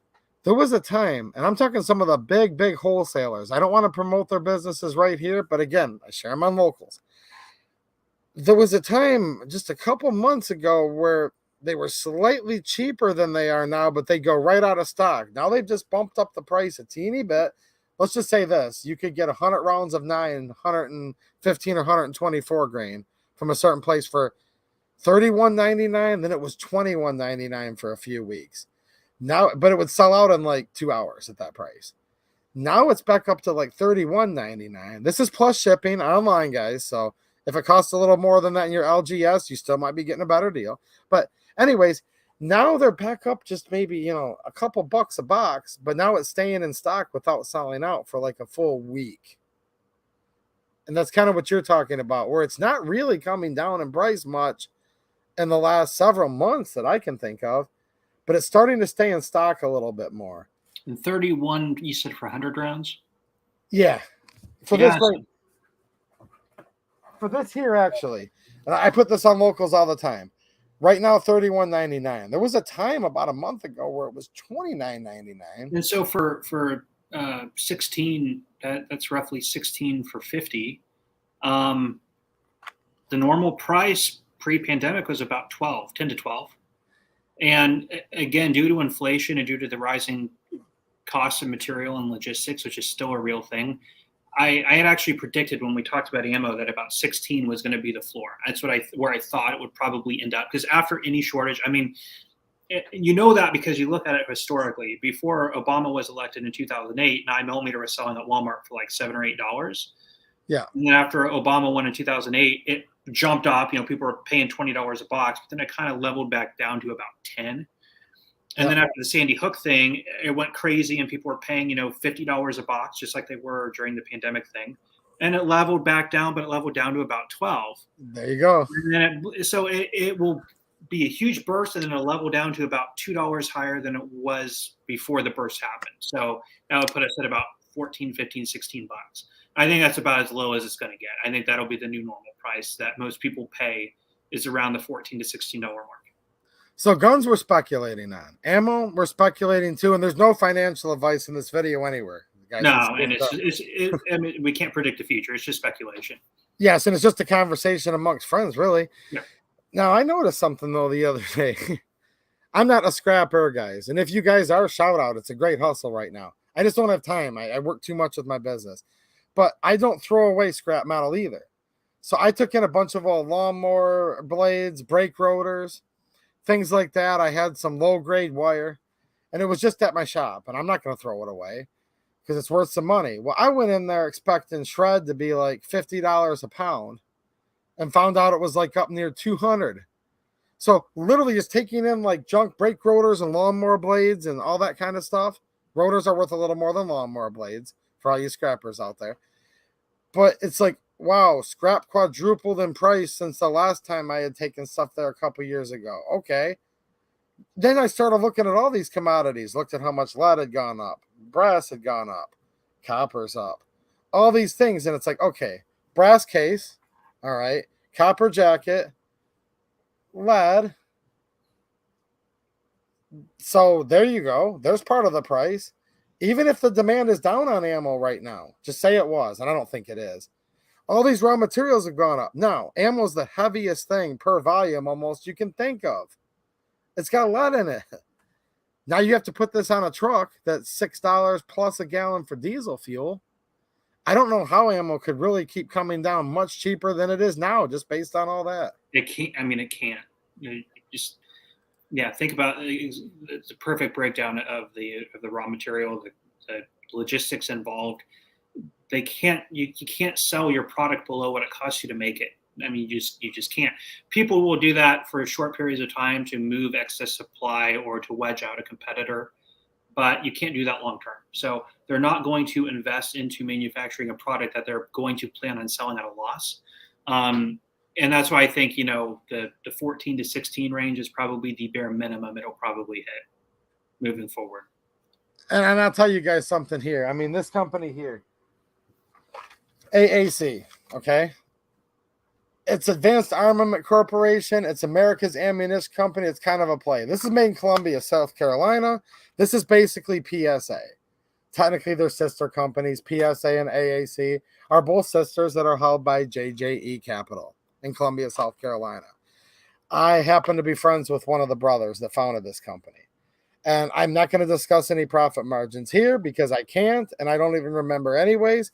But let's just put it this way. From the minute they started that business, it was to sell an affordable product, to try to get as many ARs originally in the hands of people as possible, so that, of course, they could make money. I want businesses to make money. But also, if they got enough ARs in the hands of the people, it'd be that much harder, if not almost impossible, to take them away. That has been this company's model from the beginning. And just some back shop talk that we had, their profit margins on things just in general with that company is so low percentage-wise, like literally so low, you wouldn't even believe it. But then when you do a warehouse tour like I do and see truly how much stuff is shipped by the second, by the minute, by the hour. I mean, you look down the aisles at a place like Palmetto State Armory in the back room. I've been through all of it, guys. You will literally see like people with hand carts just pushing. And then they have like another aisle where it's high-lows going and going and going. And people are just taking carts as fast as they safely and properly can, and just getting those right to this whole other section. And there's a line of people. It's just like a line. It looks like almost like some of those World War II ammo factory photos you see, where they're literally just like ching, ching, ching, ching, ching, ching, sealing the boxes up, rolling them down, 18-wheelers waiting.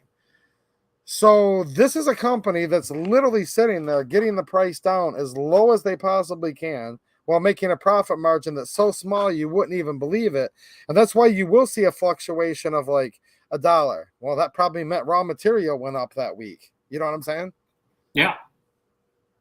And that's 100% right. And, there's something to be said of being a cost leader too. High volume, low margin. And that's obviously, a strategy that they're going with.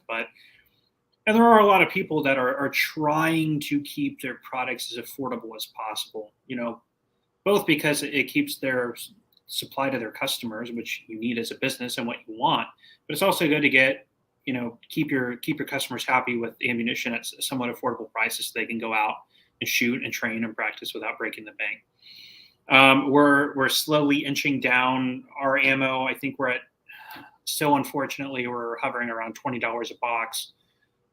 Because that's where we have to be on it based on where we're getting. I mean, we're at the bottom of the food chain. We're not getting any breaks on our ammo. But hold on, though. If I buy just this one box from them, I'm paying like $9 shipping.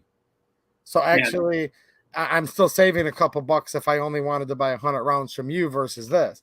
Where you're going to save here, though, is one box is $9 shipping.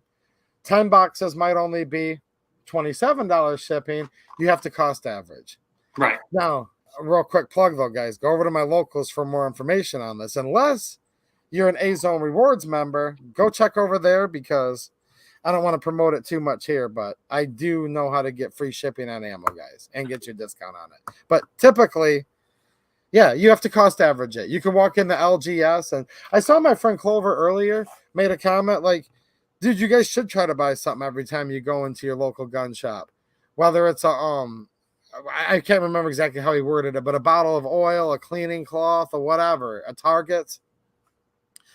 What's your experience with that? I mean, I know different people have different business models, but does that help the local gun shop when you buy the little odds and ends There's too? actually a funny mentality, and there are, and I see this mainly in older people.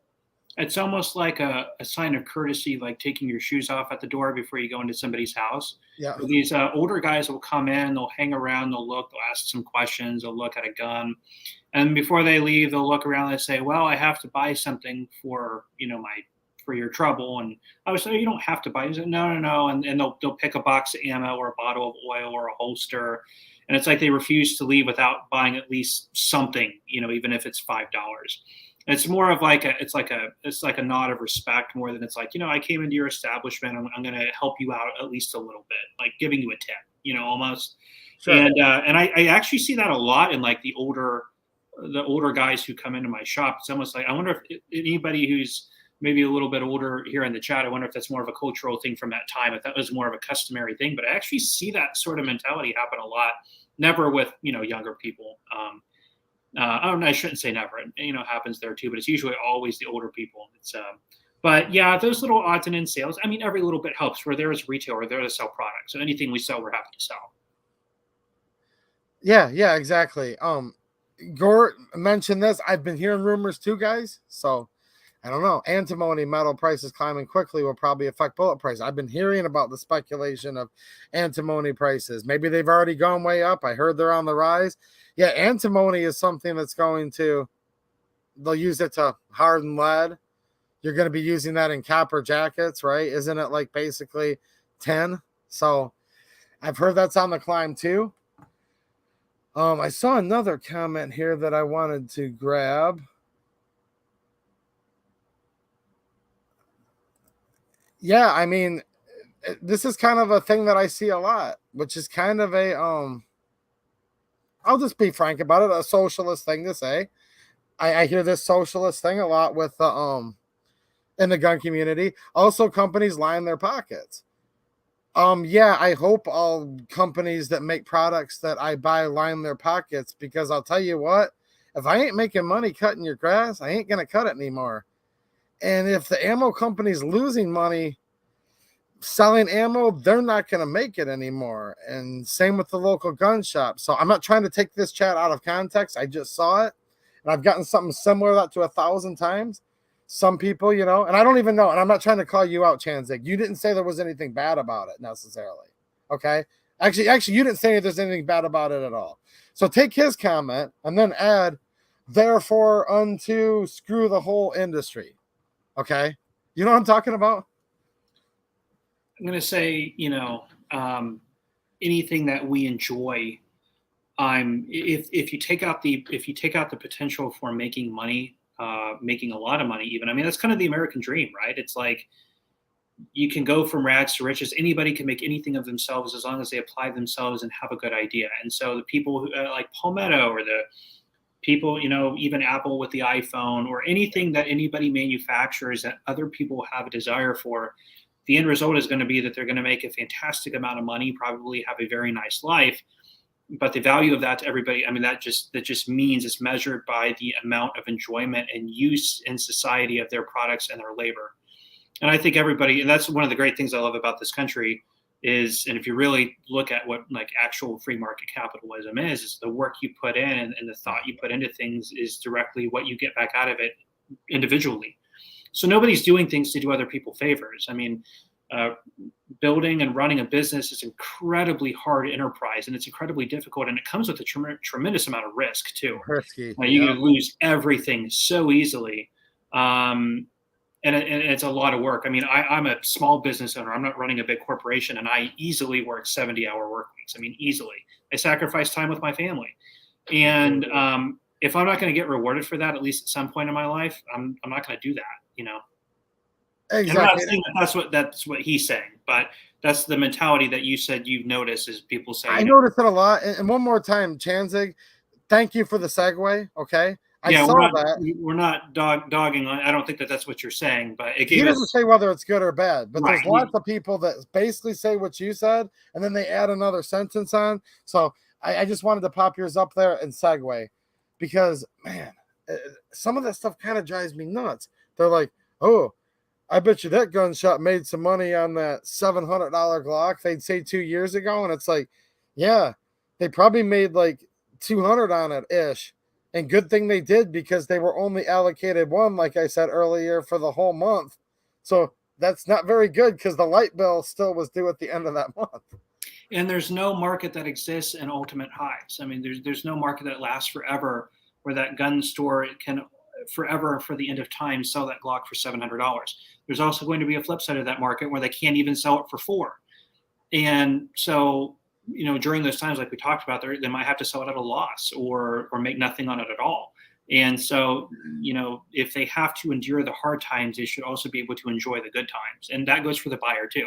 Buyers have high times and low times too. So, Patrick Fellers, you know what? I'm not trying to be too doom and gloom, guys, but I saw a memo from UPS like over a year ago, actually talking in great detail about how they were looking to get out of the ammo shipping business.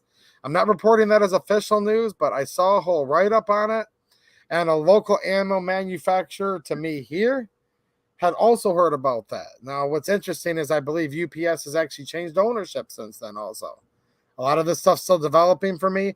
I love guns and unalienable God-given rights. That's my passion, guys. I don't really normally... Look, just leave me alone. Back to that again. I'm not normally just looking up UPS's corporate structure for fun. I'm learning just in the short time between that video and here. It appears UPS has been bought by another company. I've been hearing it could be a Canadian-owned company. I'm just being speculative right now because I haven't had a chance to thoroughly research. But I saw a memo from UPS a while ago that may or may not still be valid, where, yes, they were looking to get out of the ammo business. And my buddy Justin Nazaroff from Phoenix Ammo, when I was there in the back room, I did a video, guys, on this channel showing you an ammo tour, how it's made, right? So it's pretty fun. If you guys want to literally see how ammo's made, check that out, Phoenix Ammo. And he had heard about that too and was speculating on how it may have impacted his business at that time. So I don't know what to tell you on that. But yeah, they have talked about going after ammo shipments in the past. I will just say that. I'm trying to see here if there's any good chats. Alden Davis, thank you for the super chat, man. I started that up there a second ago, and sorry to leave you hanging, man. Thanks for being a channel member and for the super chat. And here's a Let's Go Brandon just for you, man. And I really appreciate you guys when you help out like that. I see so many channel members in here right now, Patreon supporters, local supporters. That's why I can just be me on here, because I don't have sponsors that can cancel me, because this is sponsored by you. And if I did, I would get canceled, because supposedly I get pretty political, even though I really don't get political. I just want us to keep our rights. It is interesting. We're noticing a movement. What's happening, Band Talk? Shout out to you and your channel, man. I'm really excited to get that email from you earlier. Hopefully I'll get to hang out with you this fall. I've got some people RSVP into my hangout already that I really, really want to meet. Yeah, there are a lot of companies that are kind of, in my opinion, acting almost as the government in some cases, or they're portraying the will of the current government in other cases. Maybe that's a business decision. Maybe that's something much more nefarious. I don't know. So what I've been doing lately is, well, let me think here. We're talking about like ammo, guns, right? I've actually just been buying guns since 1994 originally. They were so cheap back then I could afford old milsurps because they were worth nothing practically. Lots of value in them, but they didn't cost anything. And then I didn't have money, and now I still don't have money. So if you're addicted and you just buy as many guns and ammo as you possibly can, is that market indicators, or do you just have a problem if you just always buy guns no matter what and never stop like me? it means you are a dedicated enthusiast. I'm a dedicated enthusiast, and hopefully my viewers appreciate it. We just have a couple minutes here. I know we could talk 2 hours about this, but real quick, a lot of stuff we're talking about, guys, is new guns, and then like newer or guns that are still being made-ish, used guns. But then there's milsurps, and those just have their own thing in and of themselves, don't they? Those have a life of their own. what's happened with milsurps, I think the phenomenon there is the perception of the public perception of what they are, I guess, is like you alluded to earlier. They're just junk, they're nothing, they're worthless. Like that's what, like, in the 80s and the 90s, it was just old comm block from across the sea, and it's old, beat up stuff. Nobody wants it. And really, and I get this a lot too, when I talk about, my weekly used gun reviews, and here's an SKS and it's going for, between $500 and $700 or something like that. I always get the comments like, why would I pay that when I could get an AR-15? It's like, that's not the point, and that's not why it's worth $500 to $700. It's collectability.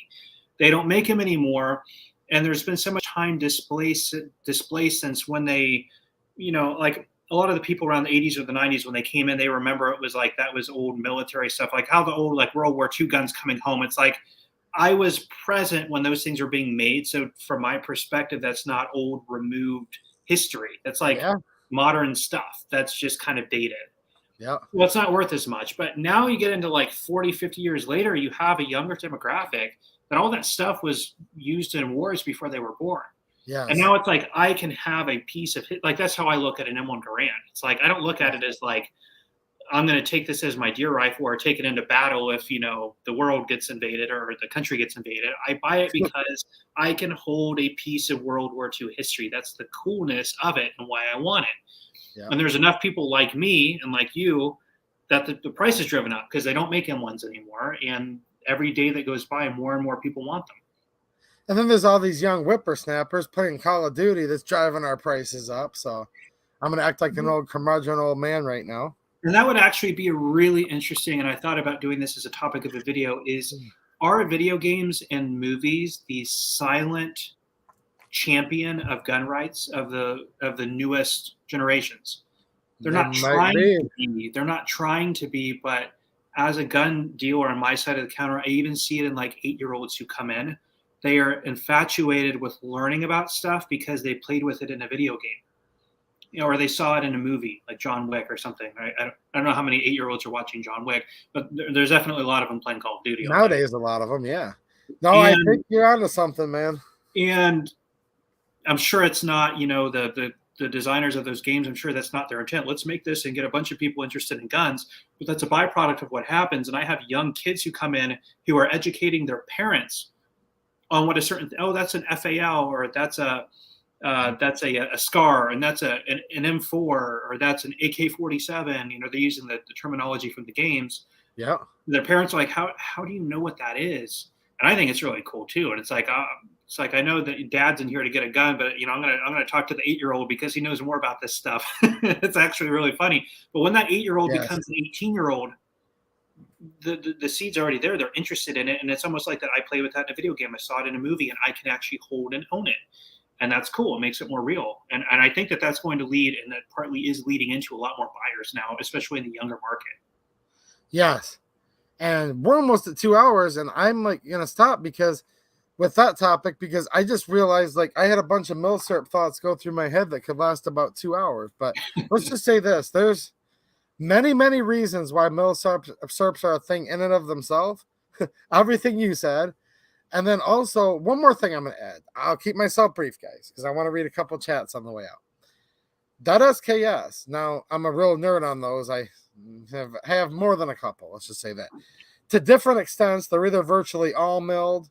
I do have a couple stamped sheet metal receiver, but those are experimental. We won't count those. It's a milled firearm that had hand-fitted parts and stuff, and just because you were buying it for $100 in 1993, you were actually getting a steal back then because a hand-fitted, all-milled, cold hammer forged and chrome-lined bore gun was worth well over $1,000 back then too if it was made here in America by a reputable gun company. Maybe $2,000-$3,000. So maybe to a point, sans maybe the messed up wood or whatnot. But if you had a real nice example, maybe that was $1,000 rifle all along. You just didn't know it. And maybe the fact that it's 700 right now actually means it just hasn't gone up to that 1,000 where it will be someday. There was a YouTube channel that actually talked about that topic. I remember that the video was like 5 or 6 years old. I can't remember who did it. They looked at the manufacturing techniques of the Swiss K31, and they took that rifle and they said if you applied it to like Ruger manufacturing today, Yeah. and Ruger made that rifle today to the same manufacturing standards and sold it, it would be like a $4,000 rifle. Yes. You could get a K31, and the K31s are always going up, but under 1,000. You'd be able to find it for under 1,000. But if Ruger made that rifle today with a little Ruger Eagle on it, you know, you'd be paying probably close to $4,000 with the amount of precision and machining into that firearm. It's got like a 2-stage trigger in it too. If you've ever fired one, they're really nice. I do have one, and if I told everyone what I paid for it, then it'd be back to that whole blah blah. I have one. They're nice. I got a couple super chats I want to answer real quick. I really appreciate you guys. Ben Dover with the super chat. Thanks, man. And this is awesome. He said, found you via Matt Christensen. Love your stuff. Let me give Matt Christensen's channel a shout out, guys. Awesome guy. He's a friend of mine. He does great standalone videos. They do a call-in show, and then they do the Matt and Blonde show every Sunday. And Matt is just like a really, really good dude. Like, I'm like a fan of his channel. His channel's like way, way, way bigger than mine. And I've been a supporter of his channel, and I just finally got the courage to email him one time. And I'm like, hey, dude, is there any way you'd like come on for a live stream and stuff? And he did. We had a great conversation. He came back and did a round 2. So if any of you guys are Matt Christensen fans, he's been on here twice. And then every time I leave him like a super chat or whatnot, he always shouts out my channel. So I want to give him a shout out. I actually remember you had him on. It must have been the second time. This was a few months ago, and I'm actually a subscriber of his too. And I was like, oh, that's really cool that you're having him on, because I knew who that is, and I enjoy his content. You know, so I think he's a really good guy. And I'm not going to get into specifics again, but we were just emailing back and forth just the other day. And this is where I've given Clover shout outs for helping me with the channel and stuff. I was a little bit frustrated with something that was going on YouTube. I'll just leave it at that. And I emailed Matt, and he took the time to email me back and forth a couple times, offered me a solution, offered me some encouragement. So he's actually helps the channel out more than you guys would outwardly know, just by giving me a few little tricks of the trade and whatnot.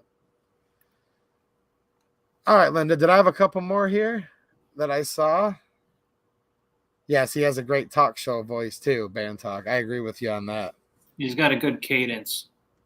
Yes, he does. Easy to listen to. Dude, I have like no cadence and nothing. Like, all I literally have is shout out to Misty Mrs. Wayne if she's watching, the official decals sponsor of the channel. Let's go, Brandon. I've got this. I've got Susan Wiki, and I've got you guys. So I have no idea why there's over 250 people still watching over 2 hours in, but I'm glad you guys are here. Well, I know why they're watching, because I've got an awesome channel on right now. So definitely check out the MarksmanTV channel, guys. The link's down there in the description.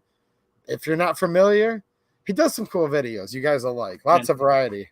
Thank you all for welcoming me onto the 2A EDU stream. I like to kind of lurk in the comment section on most videos. It's always fun to join. Oh, yeah, and you'll pop in the chat here sometimes. Sometimes you're lurking, sometimes you're talking. America the Free with a very generous super chat. Thanks, dude, and a channel member. I really appreciate you, man. He says, love you all. In the end, God wins. I think that's an encouraging message, and keep up the good fight. Good note to end on. I really appreciate that, dude. All right, I think I have a couple more here, Linda. Marco Polo, thanks for being a channel member and for a super chat. I appreciate you, dude. He says, thank you. Good stream tonight. Thanks, MarksmanTV, for your time. Oh, thank you, guys. I appreciate it. My friend Rick Naper, who's also been, 1 second, grab Rick's and put it in line real quick, because I need to put a community post up for 2A days, is in 2 weeks. It's a local event in Howell. Well, we'll grab those super chats in 1 second. I will post a flyer with all the details. Will you please send me a text message to remind me so I can get that up? But how's it going, Rick? And he's been my co-host a couple times on here in the past. It's an opportunity for you guys to have a lot of fun, support local Second Amendment advocacy. And if you want to meet me, you can say hi too. So thank you for reminding me of that. And I don't have any links in front of me right this second. So I will definitely be posting that up. So look for the community. Look on the community page, guys, for a fun event in Howell, Michigan. coming up soon. Fowlerville, actually, technically. All right. Sorry to interrupt you, Linda. Thanks for reminding me, though. And I have a super sticker from Mike McClune. Thank you so much, man. And a channel member. They need to fix something with StreamYard because people can leave super stickers, but the sticker itself doesn't show up. I have to pull it up over here in the side chat, but I believe it's probably a tactical hippo, and I'm working on it right now. And yes, it is. There we go. How did I know that it was going to be a tactical hippo coming from Mike McClune? So thanks, Mike. I appreciate you, dude. All right. Wild Times. Thanks for the super chat. I appreciate it. Thank you. Says great stream, 2A. Grab my first Zastava. Thanks for the recommendation. It's a great shooter. Awesome. Zastava makes many fine firearms. They've been making them for a long time. From their Tokarevs to their AKs to their SKSs. I'll just say this about Zastava, whether it's currently Zastava USA, Zastava Kragujevac, former Yugoslavia. Okay. They made a variant of all of these common like Soviet design firearms, but they always made them a little bit interesting. And that's why I've never gotten bored of collecting Yugo type firearms. Do you like the Yugo stuff? I love it. Actually, when it comes to the AK pattern, I love the 1.5 mil receiver with the bulge trunnion. They just build those things like tanks. Of course, they wanted to be able to launch grenades off the front end, which, hey, you can't argue with that. So they needed to reinforce the receiver. So even if you're not using it for launching grenades, they are a beefy AK. Those things will take a beating before they stop running. So an excellent Zastava AK is an excellent option for the money. I always recommend them in like my top 3 of AKs. Yep, they're probably not number 1 just in and of themselves. Look, guys, it gets so complicated when it comes to milsurps for me. Just my personal taste. But I'll just say it one more time. They're quite interesting, and I've never gotten bored of Yugo guns yet because they always just did it different. From their Tokarev to their AK to their SKS. Just really neat little guns and usually built like a tank. Yeah, the grenade launching spigots on their – I wish we could show guns on the channel or on live streams. I have several Yugo firearms myself. They're very, very well made. Now, the first SKS, the Yugo M59 guys, was actually basically just a Soviet pattern. There's very few that were made. You don't see them as much. I used to have one. And I've had that on a weekly used gun review too. Yeah, I don't want to say they're extremely rare, but there's probably 159/66s for every one of those, and that's where it goes back to that spigot and the gas cutoff, and it's kind of the original model. Yeah, those are not easy to find at all. Yeah, the 5966 is the iconic one with a little spigot on it. And then the Tokarev, they take an extra round in the magazine, so they're not interchangeable. Well, they won't take the Romanian or the Russian pattern mags. Ross says Matt and Blonde are awesome. I really like their show. Definitely shout out to that channel. The call-in show's cool. It's not really my thing. I usually look forward to, I watch Matt's standalone videos, and I particularly look forward to the Sunday night show. Good night, Frank. Hopefully he didn't miss you yet. He said, he brings up a good point. We need to think about this. It's the 4th of July. It's actually Independence Day, though, right? And we really need to take a minute to think of the great sacrifice our founding fathers went through for this great holiday. And tell you what, man, I think they had a lot more balls than any of us do. So we should really, really be thankful and sit back and think all about it. And I might just have a little Declaration of Independence, not just the first part that I usually read, but I might come on here and do a video Monday doing all of it. So let me know in the chat if you guys want that. We just put out pocket constitutions in our store. So, that's awesome. Yeah. So a lot of people like to drink and have fun and set off fireworks, or really for any holiday. But you're right, Frank. A lot of people don't really truly reflect on what it is they're celebrating. And you're right. I think now more than ever, some reflection is needed. We need to really think about it. And I'm going to leave it up to you guys. If you want me to, get those chats in. We're going to get off in like 1 minute here. It's getting late. But I'm going to read through that. And especially when it gets to their grievances, it might be more applicable now than it was then. So I'm very thankful they did that. So we can still be on here complaining about our government, because we can still do that as of right now. All right. I'm just taking one last look here. Thank you, Randy Smith. I appreciate you being here, man. I don't even want to say like this is my viewer, this is your viewers. There's so many people in here, giving you compliments. Yeah. I don't know if you've had a chance to really read much on your end. Gort's thanking you for joining us. I have not. I'm bad at multitasking, so when I read, I quit listening to you. And then, so I'm trying to focus on what you're saying. But I will go back and watch this and read the comments. That's one of the things I love your content, obviously, and I love listening to the things you have to say. But one of the things that's the best thing about your streams is the community over in the sidebar. It's a lot of fun to come into your chats, and there's just a really good group of people. So I always love coming here. It's kind of like it's a fun group to hang out with. You know what? You just kind of summed it up best, because Matt Christensen, his voice is better than mine. A lot of people are more handsome than me. A lot of people have better guns. But I think the real draw to this channel, I actually know it for sure, is look at this chat. Like, seriously, every single time. I miss most of them while I'm live. I got to read more this time, having a co-host. Gives me a little breather. But I'll go back and read those over the weekend, and I'm like, man, dude, like, I want to subscribe to this guy's channel. Not because I want to watch myself talk, but just to get to hang out with you guys. So I feel really lucky that you guys are all here hanging out every week and all my videos. You've put together a very solid core group of people here. And, I appreciate being invited to be on the stream, not only by you, but by your audience here. It's a very, very awesome, very humble group of people. Yes. And I'm not taking the credit for that, but I am very grateful for them. For sure. Yeah. Oh yeah, absolutely. All right. Well, is there anything else you wanted to say? We've been on just about 2 hours flush. No, that went by quick. Again, a big thanks for having me on. I always love coming on and chatting with you. And hopefully we'll keep our eye out on things that are coming up in the market and legislation and I guess, go from there. All right. Sounds good. Make sure you guys check out the MarksmanTV channel. If you're in Indiana, go visit him personally.